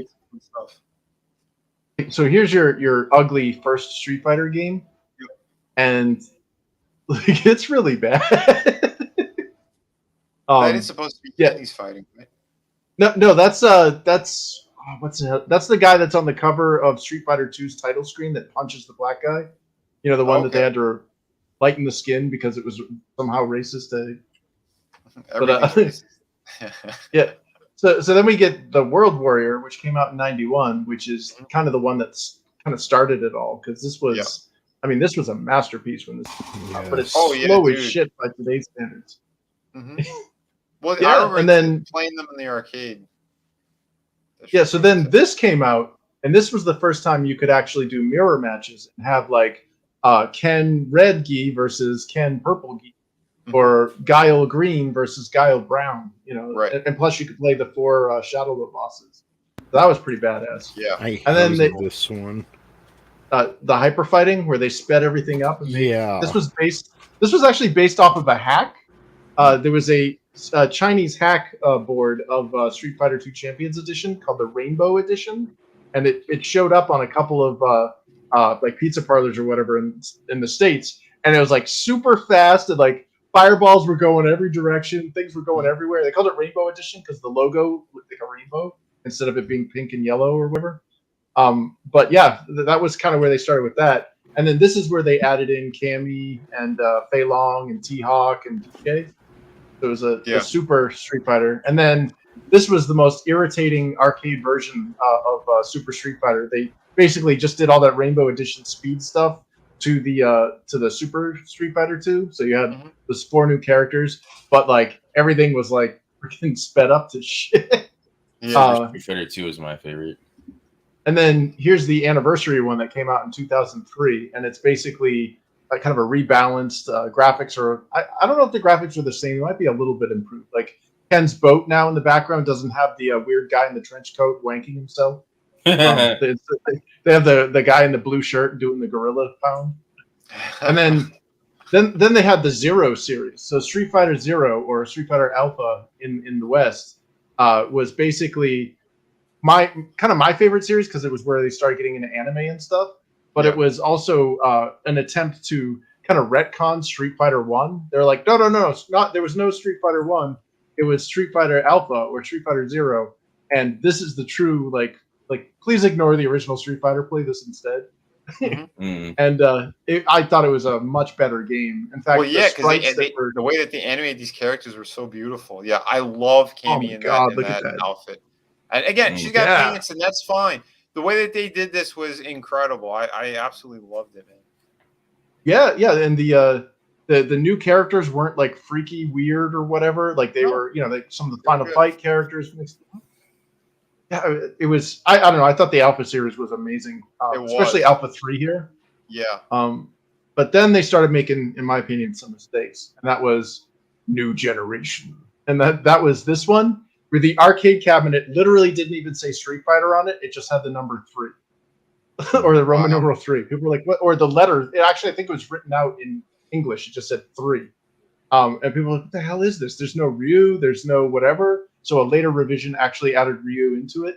But like you can see the roster there where there's Ken now added and Sean and Ibuki and all that. And I was like, who the frig, So then they made Second Impact here, which was, okay, we really need to get those other characters in there. It's like, look at the thing that Ryu is fighting right now. Oro there? Yeah, what the hell is that? I see it in the arcades. Like I don't think I own any games that had that stupid character in it. Yeah, it looks like a bird. It looks like a vulture. Yeah, one arm. Yeah. Which, by the way, I know who that character was. He was the one on the boat wanking it. He wanked it so hard it came off. well, here's something that sucks about 2D sprites. Too hard. Look at that character. Okay, he's got one arm, right? Yeah. Which arm does he not have? Yeah, because when it flips, it changes. Yeah, exactly. Like, did you not think of that when you made an asymmetrical 2D sprite character? Like, I don't know. That was frustrating. This was supposedly the best of Street Fighter 3. And in all honesty, like the hardcore fighters love this one because it's an amazingly tough and rewarding game. It's got the famous Daigo Umehara parry where basically you get your super move off and the guy was about to kill with his Chun-Li super, parried every one of Chun-Li's lightning kicks and then finished him off with a dragon punch. I was like, holy crap. But it's just, again, it's not the Street Fighter that we knew and loved, and it was a little less accessible to the dude. Children of the Atom. I wish I still had this fucking thing. Oh yeah, this was playing it. look at that, the Silver Samurai. Come on, man, these are awesome characters. The animation was so great on this too, And it wasn't over the top. Fighter?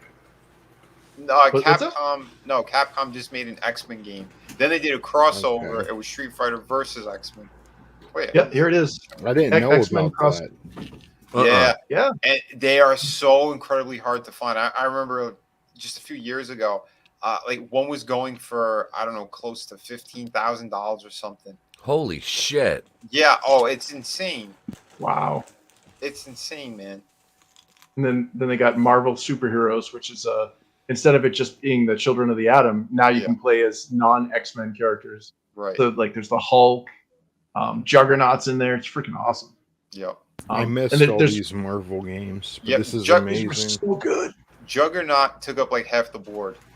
Yeah, he was so big. He was massive. But he was also, they put him in the X-Men game as well. He was like one of the last ones. Yep. That you fight. Yeah. Oh yeah, like the boss here in Marvel vs. Capcom. I believe it's Apocalypse or whatever, and it's just his fist. Like it's a giant fist on the screen. Well, no, they did it with Galactus. These. With Galactus, they did that. Yeah, Galactus was the boss in Marvel vs. Capcom 3, and he was just that huge, like, I don't know. Oh yeah, this is where like Mike Haggard is from Final Fight, which is a character that strangely never made it into Street Fighter. All the other Final Fight characters did, but this was Capcom's kind of answer to a wrestling game, and it sucks because like you got like a nice Van Vader style character there and everything. But what sucks is the wrestling part was awesome. You can kind of move toward and away from the screen, kind of like here with the sequel. Time. Yeah, but look what happens. So they made a sequel to this, and look at the sequel. It became a 2D fighter. So you can no longer move toward or away from the screen. You're basically just a wrestling themed fighter game. So instead of improving on functionality, it limits it compared to the first game. Yeah, and that's why I think this series of Ring of Destruction died, because it was like, you guys had a good thing and you ruined it. I love this game. I remember playing it in the arcades for the first time, and I couldn't wait for it for them to put it on console. Oh yeah, monster fighting game, dude. Darkstalkers. And the character designs. Oh my god, they had it was like they took all the classic like Hammer horror films or whatever and made like awesome like Capcom style versions of them. You got like a zombie there, Lord Raptor versus Dimitri, and then like they never put these characters into like that 3D, right? It stayed like this. Yeah, it just stayed like this, which is unfortunate because this did not sell at all. The Vampire Hunter or the Darkstalker series was such a bomb in the arcades. Nobody wanted it. Like it was one of those things where it was like to the fans who liked it, they loved it, but everybody else was just like, yeah. And I personally loved it. Yeah, I fucking loved it too, man. It's because I think it's this right here. You see it right there on screen. The stranger characters or the lores that people didn't know, those kind of they're like, what the hell is that? Right, and that chick, that's what fucked it up a bit. Yeah, that chick with the big arms, she's a Zhongxi or what is it, a stiff corpse, which is a Chinese zombie or vampire. Hishenko there. Yeah, she Westerners that's not gonna resonate with them. No. You know? It's not. And like, even here it's like, so wait, you're telling me even the scantily clad vampire chicks kind of resonates with me. Yeah. Say what? Yep, Morgan and Lilith, dude. And they did a great job what is with it, them. Felicia or whatever her name is? The Nico Jin there. Yeah. The cat chick. Yep. Yeah. Well, that's what the first game did well though, right? It's just the other ones didn't. Yeah, the first game did the best of them all, but it was nowhere approaching Street Fighter levels. Yeah. Like it couldn't compete, and Capcom was just basically like, okay, we'll put out another one, or we'll put out a compilation of them or whatever, and if it doesn't sell, we're not going to make more. And they didn't. It's like, you got to blame the fans for that. So, there's a Mega Man fighting game. I love the first like 3 or 4 Mega Man games. Yeah, these the power battles or the power fighters were basically a boss rush mode where you basically just played like a fighting game, essentially. Yeah, and I didn't know these existed. They were arcade only, and it's like, why did this not come home? You know, I really know console. Good morning or good night. I don't know. That's all right, man. No worries. I was gonna say though, I saw some Grand Theft Auto conversations happening out there too, and I'm with you, Etep. I love Vice City. Vice City is like my favorite. Yep, dude. That's my shit right there. Ray Liotta, rest in peace, brother. Dude, he did an amazing job in that game. That was much fun. Mine will always be San Andreas, man. Some of the voice actors that they had. They did some Officer Tenpenny. Oh yeah. Plus, I just like the mechanics. I like the mechanics that they added in there, where you can go get all the tattoos, where you could actually hit the gym and build your character up. Or learn freaking karate. That appealed to me. Yeah, my dude was jacked. I kept going to the gym. There's just like a mini game of bench pressing. That's hilarious. What's up, William? Yeah. How you doing, brother? Yeah, we were talking video games tonight. Sugar Chris is in the house as well. Hail, brother. Hey. Always happy to see you, man. But yeah, I mean, like I said, they've made so many cool games across the board, and just they're losing touch with all this stuff. They have to get back to it, you know. And Chris, dude, you have such an amazing lineup of stuff out there. I think that's part of the thing, though. Now, at this point, the way the markets are going, the way everything's going, they can't even really afford to have one big loss like this, because this could literally derail a company at this point. And that's kind of what happened with the lockdowns and shit. And the really big games, that's taking even longer for them to get out there. Yeah, they're looking better and better. I mean, shit, look at this God of War.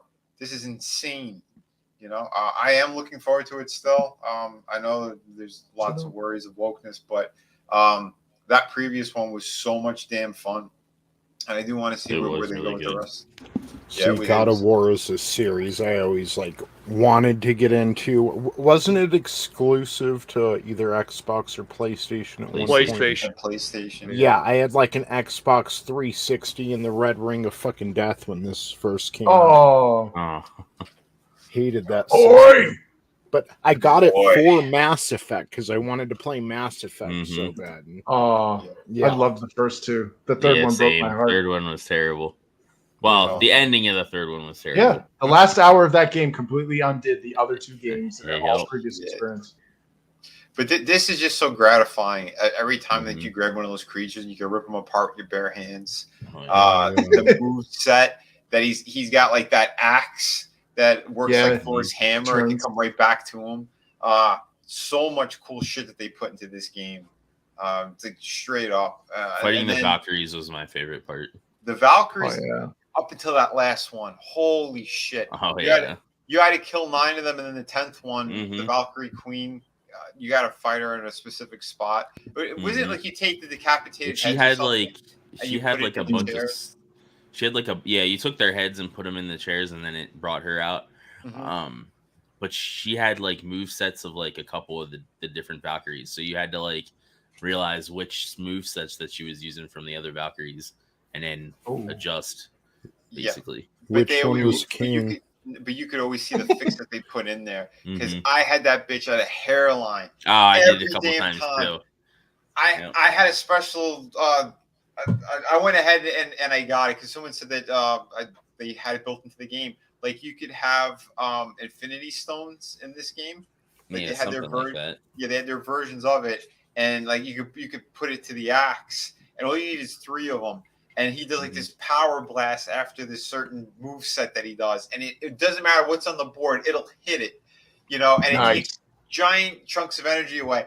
That bitch, I hit her with 3 of those in a row, and she had a hairline of energy. Why won't you die? How is she still alive? Well, what about the part where he opens the floorboards and pulls out the Chaos Blades? And it's yeah. Now it begins. You're getting goosebumps all over at that moment. Yep. Well, you heard I preferred the axe. I was going to say, did you hear what they wanted to do to him now? What do they want to make him black. People were they were online petitioning saying that he needs to be black. He's Greek. He's Spartan. Dude, Christopher Judge is an awesome voice actor, and he to me is he does Kratos justice, but that doesn't mean that Kratos is black. Kratos is Spartan. But is this going to be for the TV series? You mean? Oh, probably. That's what the petition's for. I mean, I wouldn't be surprised. But I know in the first 2 games they made him very dark when they had his backstory. I understand he's tanned, he's a tan Greek, but they went extra dark with him. Well, the cruel thing about all this is even a tan Greek, a dark olive-skinned Greek, is not historically accurate for that time period, because before the Ottoman Empire came in and graped all of the ethnic traits of the Greeks out of their people, Greeks were blonde-haired and blue-eyed. Alexander the Great was even described as blonde-haired. Yeah. He was a Macedonian. The whole Peloponnesian Peninsula was European. What we consider, today as Mediterranean is really just an invasion of the Ottoman Turks. When the Muslims came in and just graped out generations of European.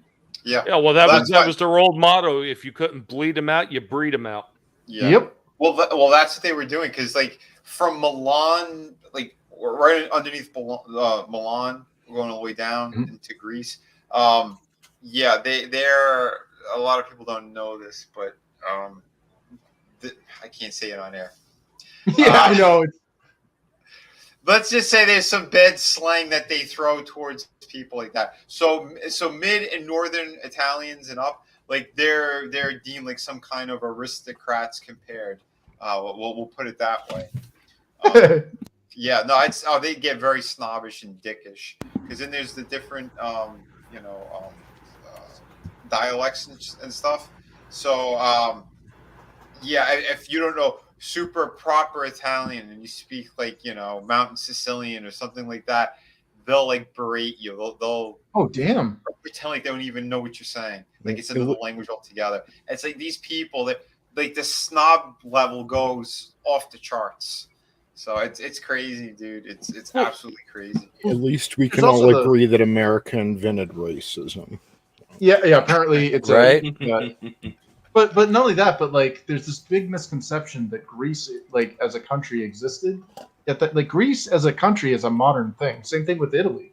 Italy was not Italy back in the day. It was a series of provinces. Those like you had Firenze, you had what was the city states. but Venezia, like these were, and that's why there's probably that weird kind of snobbery there, is because they were technically separate kind of countries or separate states. Yeah. Runs deep. It's crazy, man. All the shit that they've done.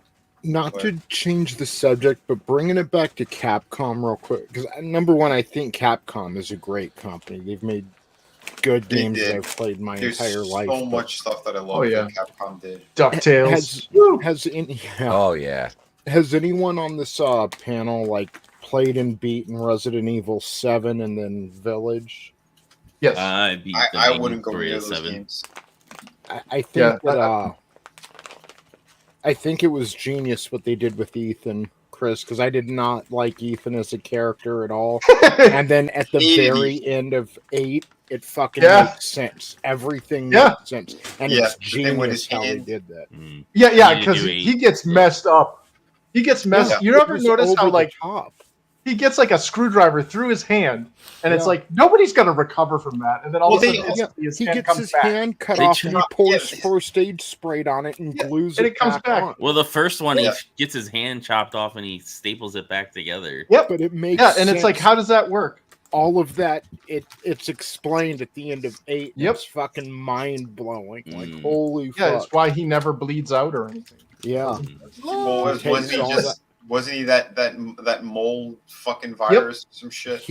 Spoilers. God, way to go! Way to go! In part 7, I'm not playing that game. I'm playing.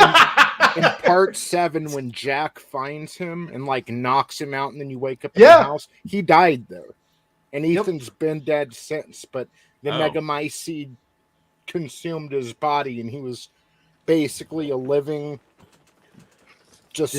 colony of colony of Megamycete. Didn't they do that with 7 anyway? With like that female character, like the last one that you fight or some shit. Yeah, she comes back and kind of explains to him what he is at the end of Village, and the thing is, he has a kid with his wife after this had happened. So that's what they kind of tease at the end of Village. His kid is in the fucking. graveyard. And see, it's almost like the symbiote with Venom, how they can communicate with other symbiotes throughout the multiverse. Like his daughter can still feel him, and anyone who's ever come in contact with the Megamycete. So, and it just that entire game. I'm not big into first-person shooters, but 8 kind of explains everything throughout all the games. How where it all came from, and Adega says I disagree. Resident Evil 4 was amazing. The remake games I fucking love. Resident Evil 2. Yeah, RE2. I haven't played the remake. Yeah, I have it, but I haven't played it.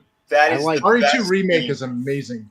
2 is the best, and 3 is a lot of fun. I'm a little bit biased because I know the person who voiced Jill. I'm the odd person out, and I like the old tank controls from 1 through 3, the original, because I played the remake of 1, and I was able to kill the Yawn with just a knife. In that the way the way the building was like laid out, you could like kite the snake around this like corridor, and there was a bookcase in between, so the back of its tail would be in front of you and its mouth would be behind you, so all you had to do is move fast enough to slice its tail constantly and kill it. Nice. And in the original with the tank controls, that thing was hard as all hell. Oh yeah. Did you ever play they had a GameCube exclusive, it was Resident Evil 0. Did you ever play that one? I played part of it. I enjoyed it. I know a lot of people dunk on it. I had fun with that game, and they did something totally different. Play as Rebecca. Yeah, well, Rebecca was fun. I mean, the storyline was good. Switching between the characters was the pain in the ass part. What made Resident Evil 1 my bet, what made it so innovative was because that was like one of the only games at that time that you didn't have levels. You were in the mansion the whole time or on the premises. But which that's why cool. Action movie. Yeah. Well, that twist too, because like from the mansion, you found like I didn't know there was a hidden laboratory and shit. Like the first time I played it. Someone I knew worked at Blockbuster, and he was stealing games and shit. And he gave me the director's cut, and I had it for a while. That's what I had. I still have it. Dude, that was so much fun the first time playing that stuff. But yeah, when they did the remake, dude, my jaw hit the floor, and especially too when it came out. My hairline was a little bit lower. I looked exactly like Chris Redfield from that, and I had one of the cutouts from GameStop because the lady working there. I'm like, oh, what do you guys do with these when you're done? Because I would really like to get it. She looked at me, she goes, "Was that you?" And I went, yeah, that's me. I lied my ass off. I got it. It got damaged in the move though. Like I think I still have like the head part somewhere. Oh, dude, that's awesome. You know the Vinnie Tartamella in Resident Evil. Chris. It sucked though when you died. You didn't want to die in the game. Yeah. My biggest problem with 4 is basically the start of where they started turning it into from survival horror to action, and that's really my biggest issue with 4 is because it was more action oriented than it was scary oriented. So yeah, I like the story in 4. But there were moments in that game that there are moments like the dogs. I was like, "Fuck those dogs!" The first time chainsaw guy open and you see all the fucking tendrils coming out. Yep. Oh, so you're out of line, Papa Cotton, but you're not wrong. No. If you talk to your voice actress friend again, grab her really weird like that dude was grabbing Trish in that picture and let her know that fucking Jill is my fucking favorite character. And tell her the grab is coming from me. Tell her that I have feelings for her and have had them since 1998. Well, I know the newest Jill, the one that was in the remake of 3. Oh, nice. Yeah. Nice. Yeah, Nicole. She's awesome. I was trying to get her. Yeah, I was trying to get her on my streams, but she's very hard to get a hold of because she does real acting gigs too, and she does video game and voice over shit. She does the motion capture. Awesome. Yeah, that whole kind of side of things, it's pretty amazing. Yeah. I dig it all, but the Resident Evil franchise has always been a huge part of my life, man. I love all those stories, all those Biohazard. That's when 7 came out, I was infuriated. I'm like, I was pissed too, but definitely worth playing. I disagree. I watched most of it. I had somebody. I was watching them play it, and I got motion sickness. I can't. I can't first person. 1, gotcha. 2. I thought the storyline was the complete opposite of Resident Evil. They tried to fix it with Village, from what I saw storyline-wise. Yeah. But I'm sorry. What they did, those characters, it's a white trash family in Resident Evil 7. Yep. There's no zombies. There's no real monsters like that. It's just this family, which was... You don't even get to kill the family without DLC. You don't even get to kill the fucking son. Like, what the... See, that shit's stupid to me. Give me those main characters, To me, 5 was a lot of fun too. It's the first one I got to play with. 5. I got to play. No, it was 6. It was 6 that I hated. 6 was 6 awful, is the one I hated. in my opinion. Yeah. Was that the one you play as Jill on the submarine on the boat? You play with you have 4 different groups that you play as. 4 different. You can do it out of duos. order, and it's annoying as all hell. Yeah. The first part was fantastic. Of 6. You play with Leon? I played the first part of it. Of like the first chapter, like because it's broken down into like 4 chapters or whatever. I played the first part and I was really into it, and then I just like, Yeah, you know what threw me off was when you went to China with Chris, and you're basically in Wuhan. That was infuriating. I hated those half fucking pangolin spider human thing. That was it's piss poor character design and shitty story elements, and then they made him an alcoholic. Like that whole thing that they did with Chris was terrible. They did it with Dead That's just- Space too, though. They did the whole like it started as survival horror and then slowly made its way to action, and the story just went to shit like by the end. But what I gotta say though, because like I said, they had something really good at a certain point. There's moments in that game that are fantastic, and then there's shit that I can't stand. That big character that was chasing them all, I thought he was great. And he should have probably been like the main villain. He was like the main villain for like one story element, well, 1.5. This big dude. Because isn't Wesker's son in that one? Yeah, Wesker's son they had in there, which they never used again either. Like that's a good addition to the franchise, but then they did nothing with them. It's just they threw away that whole game, everything about it, because they brought back Sherry. Because Sherry and Wesker's son were working together. You had Leon with that other female character, which was fantastic, and they did nothing with her either. The whole storyline with her sister was great.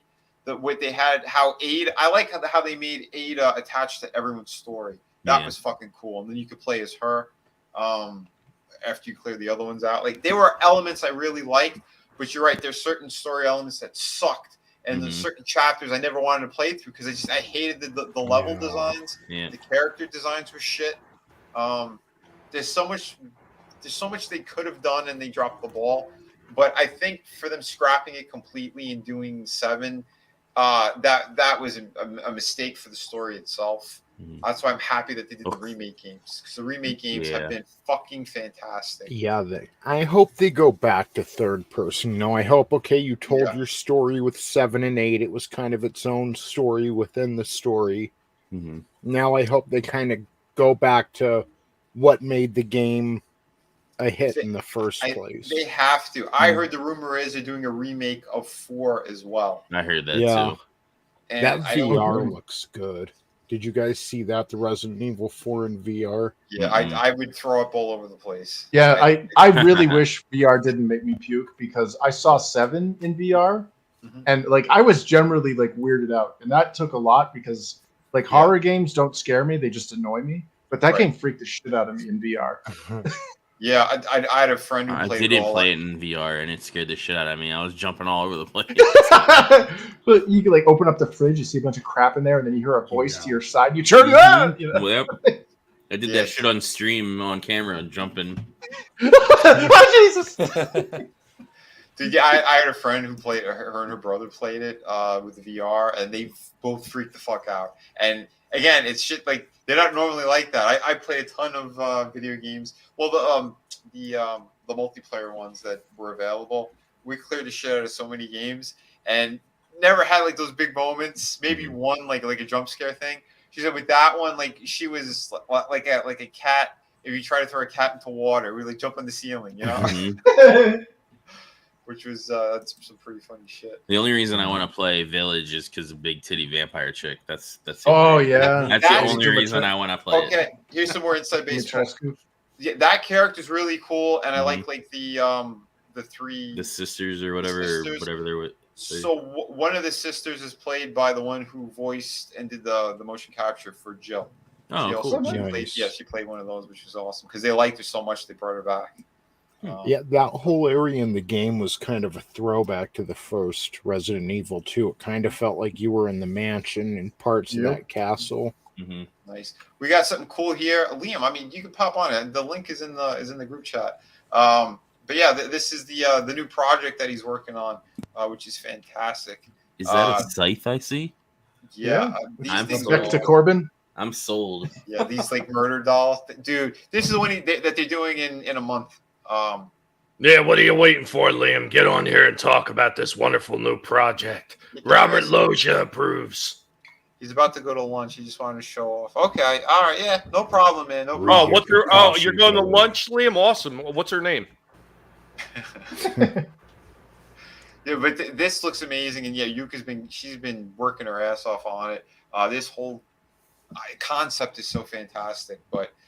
Yeah, we're gonna have to get him back on. I want him to talk about it when he's ready. You know. So, are you guys launching soon? I mean, I haven't spoken to him in like close to a week. I've just been doing fulfillment nonstop, which is insane. But hey, I need to get these books out to everybody. So that's the only thing that's keeping me away from other things. because there's some other jobs I had to push aside for the moment as well. Again, my fans come first. You know, you guys have been waiting for the pirate book for Shadow of the Kraken, so I'm making sure you guys are going to get it. Again, I'm essentially right now packing them by myself. I got to get everything in order, and I've been taking them out in huge chunks. So, you know, like every time I run to the post office, like 20, 30 at a time. So yeah, we're getting it done, and it's a beautiful thing. But I know that the pigs won't stop yelling at me. When's a book coming? When's a book coming? Squeaking and this week, chirping. This week I think I'm getting to your numbers because I am nice. You're in the early 200s, right? Your backer number? I believe so. I forget. I don't know. I backed it a few times, so I forget where all the numbers fall. Typically, the people who back multiple times, I'll grab their first number, and then I'll get the rest of their orders, and I'll put it all together. So, yeah, it's all good, man. And the people who do back my other projects, if you back Through the Woods, City of Venus, and you got Shadow of the Kraken, I'll typically get to you guys as well. That way, I get all of your orders kind of in one shot. So that's another way if you want to get bumped up on the list. That's what I've been doing. I've done it with my other campaigns as well, and it's how I keep track. Since I have 3 open campaigns that fulfill, you know, pretty much immediately. Well, again, give me some time with Shadow of the Kraken, but the other ones fulfill immediately. You know, you guys aren't waiting years. I'm making sure that you get your books. So a lot of people can't say that. Humble. Well, you know what? In taking that to the extreme, what Liam is trying to do with this one. Mm-hmm. Oh yeah, dude. They're looking to get this thing out in 30 days. Well, I don't know what they're up to now, when they're going to do it, but yeah, I know some sold. I have a unhealthy infatuation with Scythes, so. Oh, you're gonna love these characters. So, yeah. Like they're like these kind of scarecrow murder dolls. Nice. Dude, yeah, it's incredible. The story is really bitching, and the work that they're doing is amazing. And this is the stuff that Yuka's been wanting to do, because it's closer to her regular style. So yeah, you're going to see that, and I'm telling you, the work is beautiful. There's some really cool action in there, some crazy moments, sexy stuff too. The female character, like she's a badass and she's sexy. She looks like a Capcom character, to be honest. You know, so it works. Like the feel is there. So yeah, everybody, if you could. Go support Conquest Comics. Wonder Island, they just put that temporarily on hold until this project's done because they needed to get this out in 30 days, and they're doing it. So, yeah, this is incredible. Yeah, so I applaud you, my friends. I can't wait for it. Yeah, as soon as they launch, I am ready to back this thing. So, yeah, everybody, do it. I don't know when he's doing a sign-up or anything. Again, I need to speak to him properly. I haven't had a chance to yet.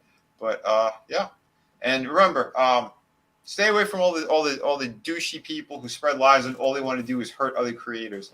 We're out here busting our asses night and day. We're giving you guys the best all the time, and we're having a good time. When you have mobs of people that you're aiming towards creators, I'm sorry, that fights the narrative completely. That's the opposite of what we're supposed to be doing. And that's why I can't stand any of that shit. I don't give a fuck about hashtags and groups and shit. Just be good people. We're independent creators over here. We're always having a good time. We're doing the best that we could. And that's how it should be. Once you start getting involved in other nonsense, well, then it turns into a poisonous mess. Because that's what I'm seeing now. And this shit where they're harassing and attacking people. They're going after family members. And what kind of sick, twisted bullshit is that? This is comic books. This is a medium we're supposed to be having fun with, and you're going after creators. Here's a page out of Common Sense. You don't like somebody, you ignore them, you mute them or you block them, and you move on with your life. This shit where all they do is send crazy people and stalkers after other creators, that's bullshit. That's being worse than the mainstream. That's worse than Vinny. Else. Well, Vinny, not only that, but like you're saying, it's same shit the mainstream was doing that they were been complaining about. And here they are taking a page out of their own book, doing the same damn shit, but don't you dare criticize them about it. Dude. Because and then you're part of the left. Oh, fuck you. No, fuck you all the way. Yeah, you're part of the left. I'm sorry. People shouldn't be attacking others, period. Do your own fucking thing. Get your work done. because all they do now is bitch and whine and cry, and all their books are super fucking late. Everything else they're doing is super late. It hurts everything. You know, I'm done backing certain individuals because of that shit. I don't want to see that. I want to see people having a good time. I want to see people having fun and supporting one another. I don't want to see the other bullshit because it's stupid. And I'm telling you, if it's going to get to a point where someone actually does get hurt, and when that happens, it's going to be a mess. Look at that. That is truth right there. Yeah. The tiger never changes his stripes. Mm-hmm. You could take a guy out of the mainstream, but you can't take the mainstream out of the guy. That's right. And that's it. Because there's a lot of manipulative bullshit that they do, and it never stops. And I've heard from other people who are way bigger names.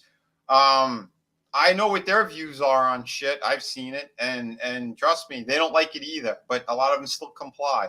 Listen, grow a spine, grow a backbone, and do the right fucking thing. Period. You know, because again, we're putting out quality projects, and everyone's getting labeled the same thing. Why? Because of a handful of douchebags who keep fucking picking these fights with other scummy people. Just get the work done. Put good stuff out there. It's very simple. Let's grow this thing the proper way. That's why I said I'm always pushing. It's for me, this is independent comics. It's an independent scene, period. So, like I said, we talk about what we want to over here. No one's going to force us to say or do anything. And anyone who tries to, they get removed out of my circle, period. I don't need that shit. I don't want to see that shit. It's a waste of time.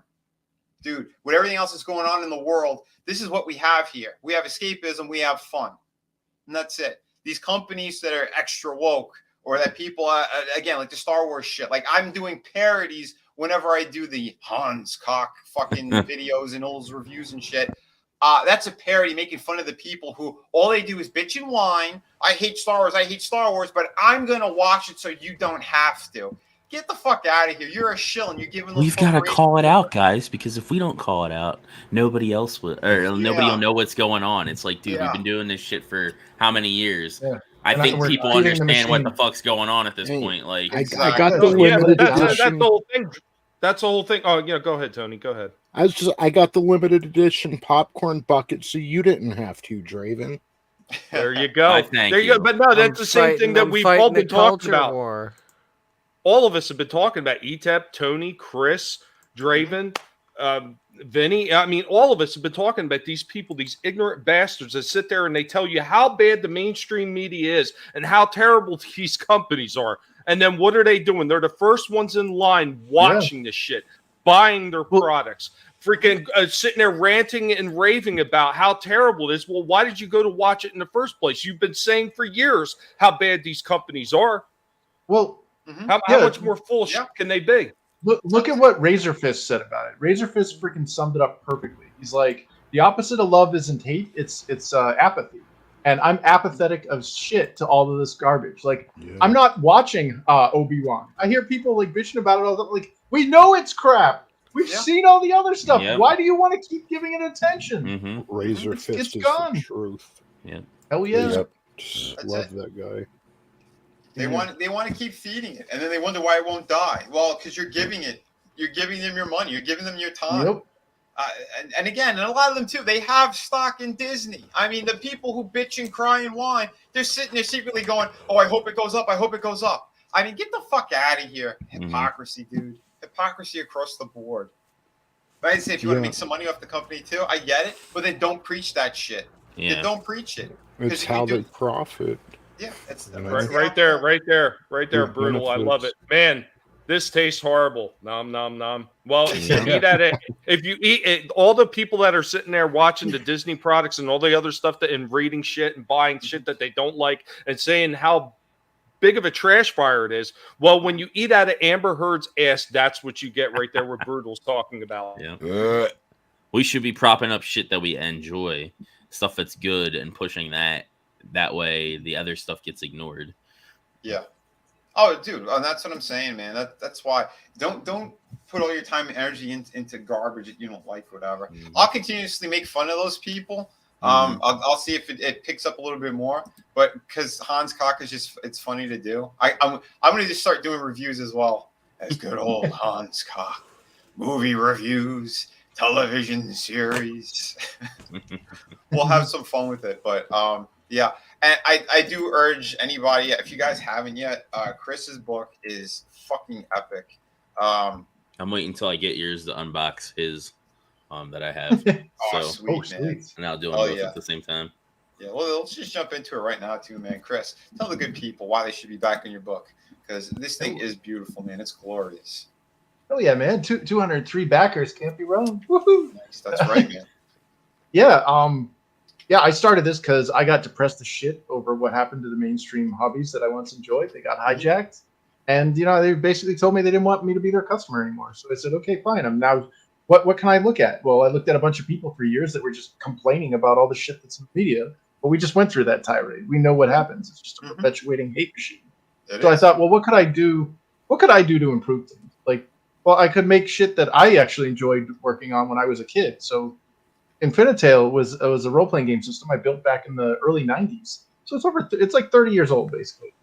And I thought, well, the 90s didn't have as much of that woke shit that we have today, if any. I mean, hell, half the stuff that I remember loving as a kid would, you look at it now through the lens of this post-woke era, and it's like, oh, that could have been woke.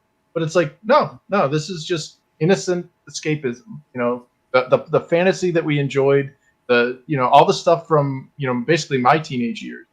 And I thought, well, let's make a series out of it. So, yeah, this is the chronicled kind of game sessions of that system that I had built. Dude, I get people seem to like it. Yeah, 30 years of stories and stuff. And, well, dude, it is incredible. I want to just get to this real quickly, too, man. Awesome one. I'm in the process. I'm still shipping. I'm getting close to the halfway point. But I did ship out all of the Australian books. So you should have gotten a tracking number.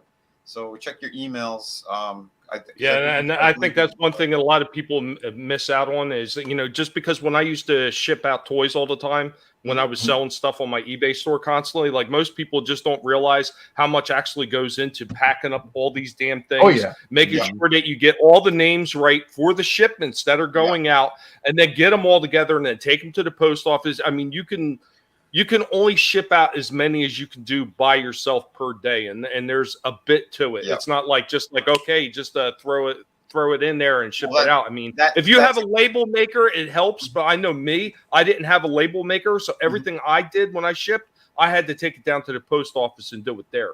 Yeah, okay. I've been doing it on this campaign because I've had some issues with stamps.com and shit. So I did Through the Woods with stamps.com, and almost all my internationals were, well, again, this was also at the height of COVID. They got stuck at one of their facilities before going to the countries they're supposed to, and they were stuck there for a while. So I don't want to deal with that shit. So I know every one of them I do by hand. They go straight from the post office to where they have to go. They don't go sitting in another unit for a while. So that's why I'm doing it this way as well. But like Tommy was saying, he's right. I have all these different tiers. There are tiers that I've removed that were earlier on in the campaign. Things I told you guys were limited. So I'm going back. I have to make sure everything is right so I don't screw up anyone's orders. So that's why it's just taking a little bit of time, but they're getting out the door. Like I said, I'm close to the halfway point. So making it happen, and it's a good thing. So yeah, Chris, I didn't mean to interrupt. Keep going, brother. Oh, no worries. Well, speaking of shipping, these ship immediately. So I've already got the inventory. And, because I'm not getting like 1,000 orders at once, it's just a matter of, taking a quick walk over to the post office and dropping it off. So I've had people, it's been shipped instantly or immediately, and people are saying that they get it in a few days from when they ordered. So didn't take long for me to get mine either. Yeah. Awesome. That's a good thing, man. Yeah, I was surprised too. There's a lot of mine. I thought they would take a longer time, but people have been getting them already. So that's fucking awesome. Because I know the majority of them, they said like starting on like Monday, like on the 6th is when they're going to be getting them. People have been getting them like on the 3rd and the 4th. So that's a beautiful thing. He got his like in a day and a half. I don't know how that happened. He's like, yeah, man, I got mine. I'm like, sweet. Damn. So hell yeah. Well, I pack these things up for battle. Unfortunately, I don't have control over it once it leaves my hands. But considering how much preparation I put for this thing going to war, I'm expecting Ace Ventura to deliver it. And I've only seen a few casualties, so the odds are generally in your favor. But again, you get it shipped in a nice collector's box. It's bubble wrapped to all Oblivion, and it's got a nice waterproof mailer. So if somebody drops it in a puddle, it's not going to be soaked. It's beautiful, man. It is absolutely gorgeous. I think almost everybody has it here.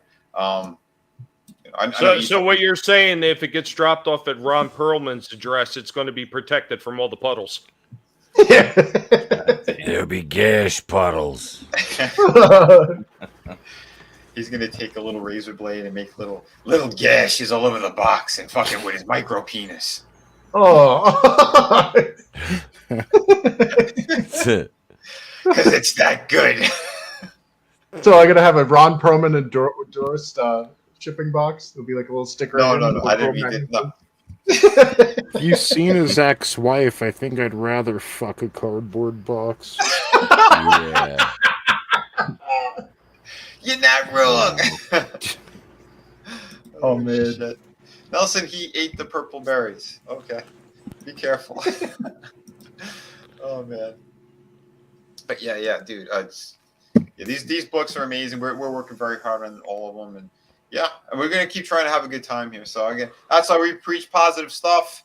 But we will slap the mainstream in the face with the nonsense that they're doing. Put your money where your mouth is, and keep doing the right thing, because there's too many assholes out there, too many crybabies, and just looking for drama and attention. We don't deal with that shit. We just, again, you guys have seen all our streams. We bounce from show to show to show, and we're all having a good time talking about stuff that we enjoy and slapping what we don't. So, it's a beautiful thing. Real quick, I mean, you guys know it, but I might as well pull it up one more time. We got Shadow of the Kraken shipping to you immediately. So, the people I'm going from one straight through. So the people who waited the longest, they're getting it first. And like I said, unless you are backing other projects from me, I'll put everything together and get it out right away. But this is what we have left right now. I told you the variant cover is gone. There's like one way to get it, and no, 2 ways to get it. So if you want the head sketch and both covers, we have that option. There's 9 available there. We have 1 left on the Ultra Bundle, and those are the only ways to get it. So if you want the variant, that's the only way now to get it. I warned people again last week. As fulfillment starts, I was going to remove it. So right now, featured tier, we have acrylic standee with the book. We have 10 of those left, and then that's it. But we do have, if you want the standee by itself, and we still do have main copies of the book. There's no limit right now on the main one, so that option's still there. This is the better deal to get it, Nice. all at once like that. I remember when you first said that you were going to pull that cover too. That was the time that I ordered, and I said, "Well, shit, I better order it now." I put it off long enough. The one with the skull. Yeah. And again, that one was only supposed to be literally for a week. I held it longer because of the stupid thing that happened when they tried to make a fraudulent campaign on Kickstarter, and I had that whole fucking thing I had to do. Scared the shit out of them, because I would have ended up owning Kickstarter had they not removed it. So kudos to Dojo Kun. Yeah, man. Brian Dojo Kun, dude, he helped out with that. And we reported their asses, and in 20 minutes they got back to me from ignoring 5 emails, my DMCs that I sent them. They ignored all of it. It's when I threatened with actual, the proper authorities. That's when they were like, well, yeah, you're right. Oh yeah, I know I'm right, you motherfuckers. And they took it right away. So isn't that great? So anyway, you can back the book. People so far who've read it, they've absolutely loved it. They can't wait for the full journey. What's going to happen in this one? Again, this is attached to my connected universe. You don't have to get every specific genre of book, but if you do, you're going to see how it connects. I'm still trying to. I'm writing it in a way where if you just want pirate stuff, you can just get the pirate stuff. If you just want future, you can just get that. But again, I think having a connected universe with history and all that stuff is very important, at least to me, and to the storytelling that I want to do and the worlds that I want to create. And trust me, these books, they're going to keep going into more crazy places. They're going to get bigger. action, bigger story, all of that. So yeah, and again, this is 52 pages, perfect bound. I showed it off earlier as well, but here they are. You know, they're packed, signed. I should be getting another batch in as well, because the printer had goofed on some stuff, and they made they saw that it was their fault, so they're gonna be reprinting some stuff for me, which is good because that was the other batch that I needed. But yeah, no, these are all going out the door right now. So this week I'll have another ton of them in your hands. So back in support. You guys called me the Fulfillment King. I didn't give myself that label. You guys did. So I'm living up to it. Again, campaign number 6, delivering now. So get on it, because you're going to cry if you miss out. I'm telling you that right now. These campaigns aren't going to last forever. We'll see what we can do. There is a paper shortage right now as well. Everyone keeps bitching and complaining about that. So yeah, these are going to be like gold in the future, because when there's no more paper and China shuts down the power grids and you can't look at stuff on your iPads and everything else, you're going to want physical media. So you're going to want these books. So get them now. Hey, you can read it with candlelight. That's right. Or if they didn't block out the sun in the daylight. So we don't know what's going to happen. So. We know Brandon's looking to start World War III. Oh, we won't get into that. Anyway, everybody, thank you for being here tonight. Tommy, let them know where they can find you, brother. Week. Hey, guys, what's going on? You've probably seen that all the lettuce and the carrots are missing from your fridge, and you can blame the Guinea Pig Collective. So you can find me over my channel, Tommy and the Guinea Pig Collective, where you see the pigs eating all your favorite vegetables that were out of your fridge. Take that, suckers. Now, every Monday at 6 p.m. Eastern, 3 p.m. Pacific, we do Going Old School Retro discussions, talking about the things from the past that we love so much, old toys, movies, TV shows, music, you name it, we talk about it because we like to have the nostalgia trip. We like to remember the things from the past and remember the things that were actually fun, unlike all the garbage that we're seeing right now. And then, of course, back here on Thursday, between Vinny and my channel, we have Collectible Pass, where we're talking about some of the retro stuff that they're doing right. Like this guy. I finally picked up that Walgreen exclusive Ratchet. nice.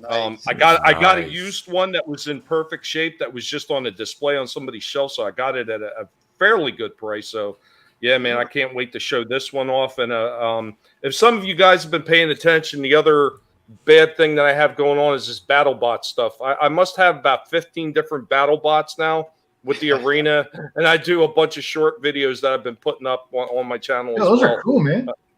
Awesome. Oh, those things are a blast to play with. Hell Absolutely, yeah. man. I gotta catch up on those, man. But hell yeah, dude! When you first showed me them when you were getting them, dude, yeah, that looked like a lot of fun. Yeah, the only thing that's pissed me off now is that now I got all these damn toys that I'm playing with and doing the videos on. I can't watch any more of the show because unfortunately Tubi only goes up to season 2. So I'm like, damn it. Shit. But it is what it is. But guys, remember, never let anybody tell you what you can and can't say, what you should or should not watch, because your silence gives consent. And then you're going to be up the creek without a paddle through the woods. That's right, man. And I want to say real quick too, what William said here. Yeah, blocking out the sun. That's something that actually Bill Gates wanted to do. You could look that up. Go Google it. Or, yeah, he wanted to do that. They wanted to drop chemicals into the atmosphere to dim the sun. That's like in the Matrix. That's what kind of sick monsters that we're dealing with. You know. So they are ants. There's bigger issues. They are ants, Michael. They are ants. It's insane. Real quick, I want to answer Nelson's comment. What's that? I am not 100% sure, Nelson. I am waiting for her to get back to me. I've already sent her multiple pages of script, but she's one person working on everything, and like Vinny does everything all on his own. I'm forcing my daughter to pretty much do all of it except for the writing. Nice. No, she's a good sport about it. I've already paid her in advance. Anything she needs, I'm taking care of her. And you know what?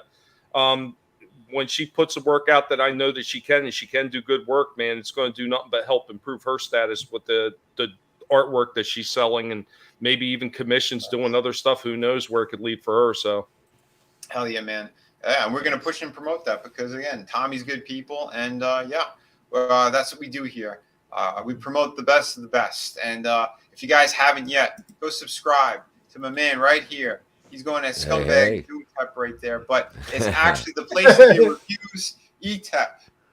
So let them know, man. Let's let go. Them give him this skinny on your fatty. All right. So the elevator pitch is every Monday, 8:35, Wednesday, 9 p.m. Eastern, going in Raw.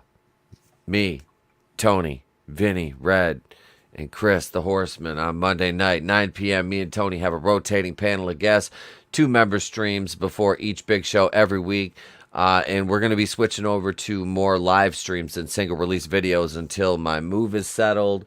And I get the temporary relief assistant studio set up until we get the contractor in to build the permanent setup. But yeah, so come on over, subscribe.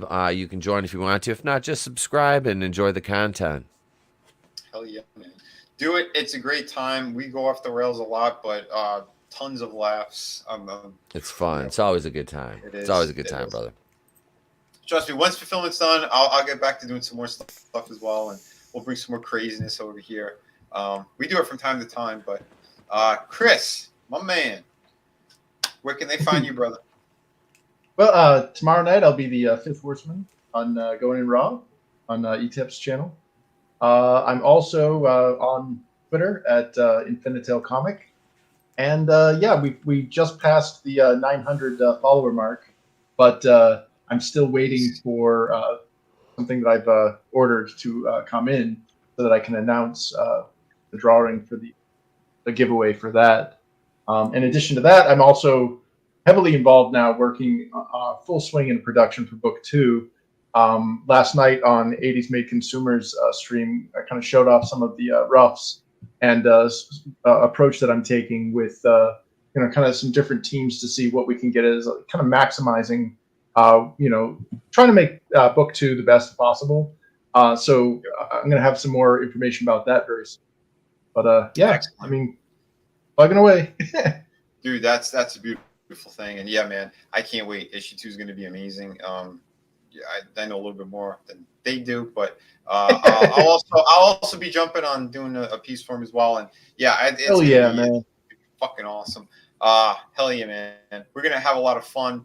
Remember, guys, just keep tuning in. We're gonna give you more updates and stuff. So and we're gonna continue having a good time. Another guy who has a good time, but I'm sad to say he got his ass beat by Fred Durst the other night. I did get my ass beat by Fred Durst. Yep. Ass whooped off for the nookie. Goddamn. Rolling. Anyway, you can check me out over on Twitch playing games. And then over here on YouTube, the last thing I did over here was the Double or Nothing review, where this whole panel basically minus one person talk about the show and what we liked and what we didn't, which was a really good time. I hope to continue to do more of those in the future. So stay tuned. Oh yeah, man.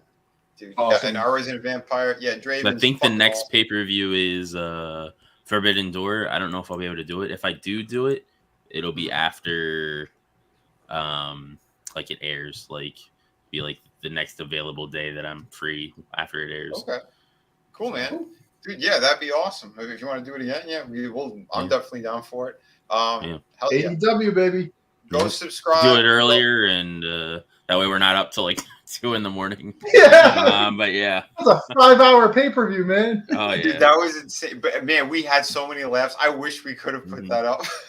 Yeah. Yeah. Especially CM Junk. If I had a way to show, like, have us stream it ball live without like people hearing the like the feed and stuff and all that, and we could just see it, it would be great because our commentary for that shit was amazing. What I'm gonna say right now, because our commentary was so insane, I'm gonna apologize. Just that's how insane it was. Sure. The community all around, sure. Straight, gay, black, white, Zebra, Enforcer, Ding Dong Pow, Oh, God. General Tao's chicken. I love General Tso's chicken. Yes, that's good stuff. Yeah, it is. So yeah, definitely sign up to go watch the Twitch and all that great stuff that Draven does when he plays the games over there. All those streamings. And, yeah, man, he's always doing some cool shit. So definitely want to support him. Awesome guy. Proud to have him in here and call him a friend as well. Because that's what we have Much here. appreciated. Always a pleasure being here. Dude, it's always a pleasure having you, man. And of course, the man of the hour. We have Christopher Reeve's horse. Do you mind if I share my screen real quick? Yeah, go for it. Yeah, you see, we're inclusive here at the Clown World Review. We're celebrating Pride Month all month long, and we don't think that all frogs are a lost cause. You know, we think there's still hope. So join me Monday and Wednesday. Monday nights, you know, it's ETEP, Vinny, Red, Chris, and me. At the risk of monkeypox, we go in raw. So join us.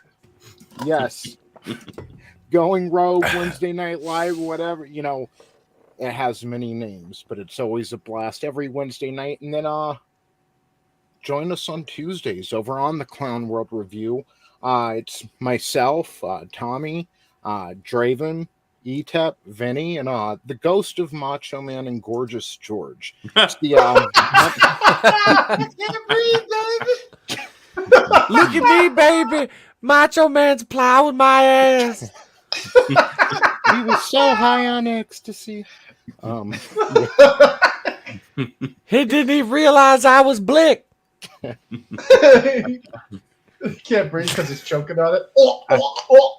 I don't think she's a real blonde. So, yeah, it's the Monday Night War retrospective, the greatest time to be a fan of professional wrestling. This Tuesday is a big episode. If you're any kind of a fan of wrestling, former fan, current fan, I think you know about the Brian Pillman situation. Steve Austin shows up at his house with a gun. The USA Network is pissed off. Even over on WCW, they're like, damn, like, we're getting to the point where the gloves are coming off as far as Vince is concerned. We've dealt with a stale product for a long time. And, you know, WWF is it's going to be over a year before they get a ratings victory over Nitro, but they're starting to get their shots and they're starting to fight back instead of flounder.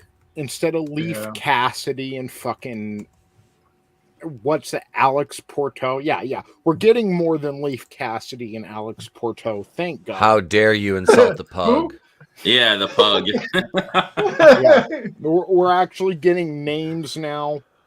I still think, you know, Brian Pillman would have been just a fantastic heel for Steve Austin to go against once he became the man, once he was the champion, you know. We've got about a year left in Brian Pillman's life, and man, it's a good year. The Hart Foundation and what's happening this Tuesday that we're going to talk about, Steve Austin showing up at his house with the gun and just really good stuff. So check us out Tuesday, 8 p.m. Eastern Standard Time. And then you can catch me over here usually on Fridays, Sundays.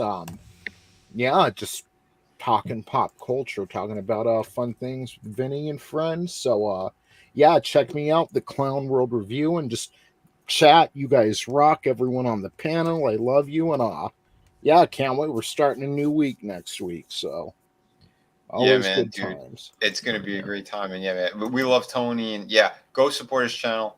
His YouTube is always amazing, and he's right about the frogs. Yeah, there's only one or two straight ones left. The rest of them are gay, especially in New Jersey. In New Jersey, they're all gay. But again, it's Pride Month, so there's nothing wrong with that, except for the chemicals that they put in the water. So allegedly in the video game. Infowars.com. Tomorrow's news today, and I was on NFT the other night. We had a good time. I took off my shirt. I rubbed my nipples. If you missed it, you can go watch that again as well. But I encourage you to stick with Vinnieart and all of his friends here because it's way better shows and a lot more truth and genuine people. And we love that here. So thank you very much, Infowars.com.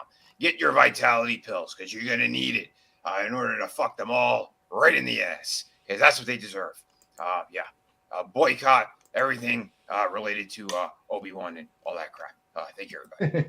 So, yeah, thanks everyone. Bunch of slack jaw bundle of sticks in this place, Vinny. What kind of garbage you running here? Not okay!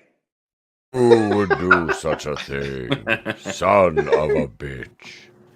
And remember, you can always find your old pal, your good friend, Hans Cock, right here all week. It's going to be a great time.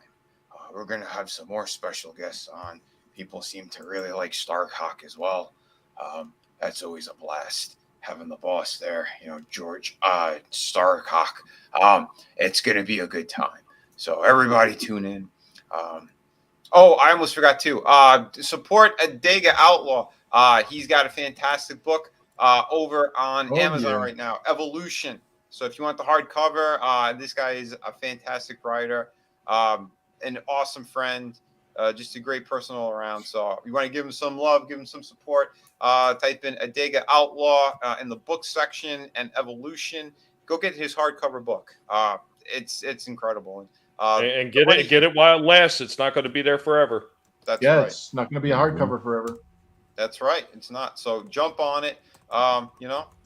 He's a great dude, someone who helps us out all the time, and just he's awesome to hang with. So usually he pops in on Fridays, sometimes on my channel. So it's a good thing.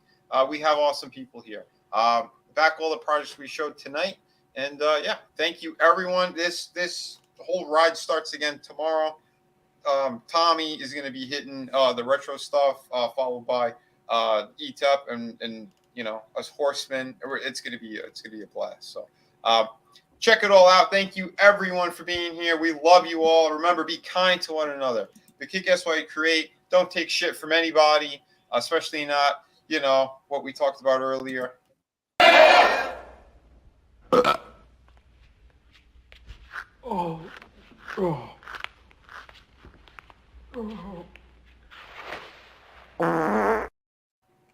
That's all I got to say about that. So, Chris, if you have it ready. Okay. Just embiggen me. Here we go. Everyone have a great day.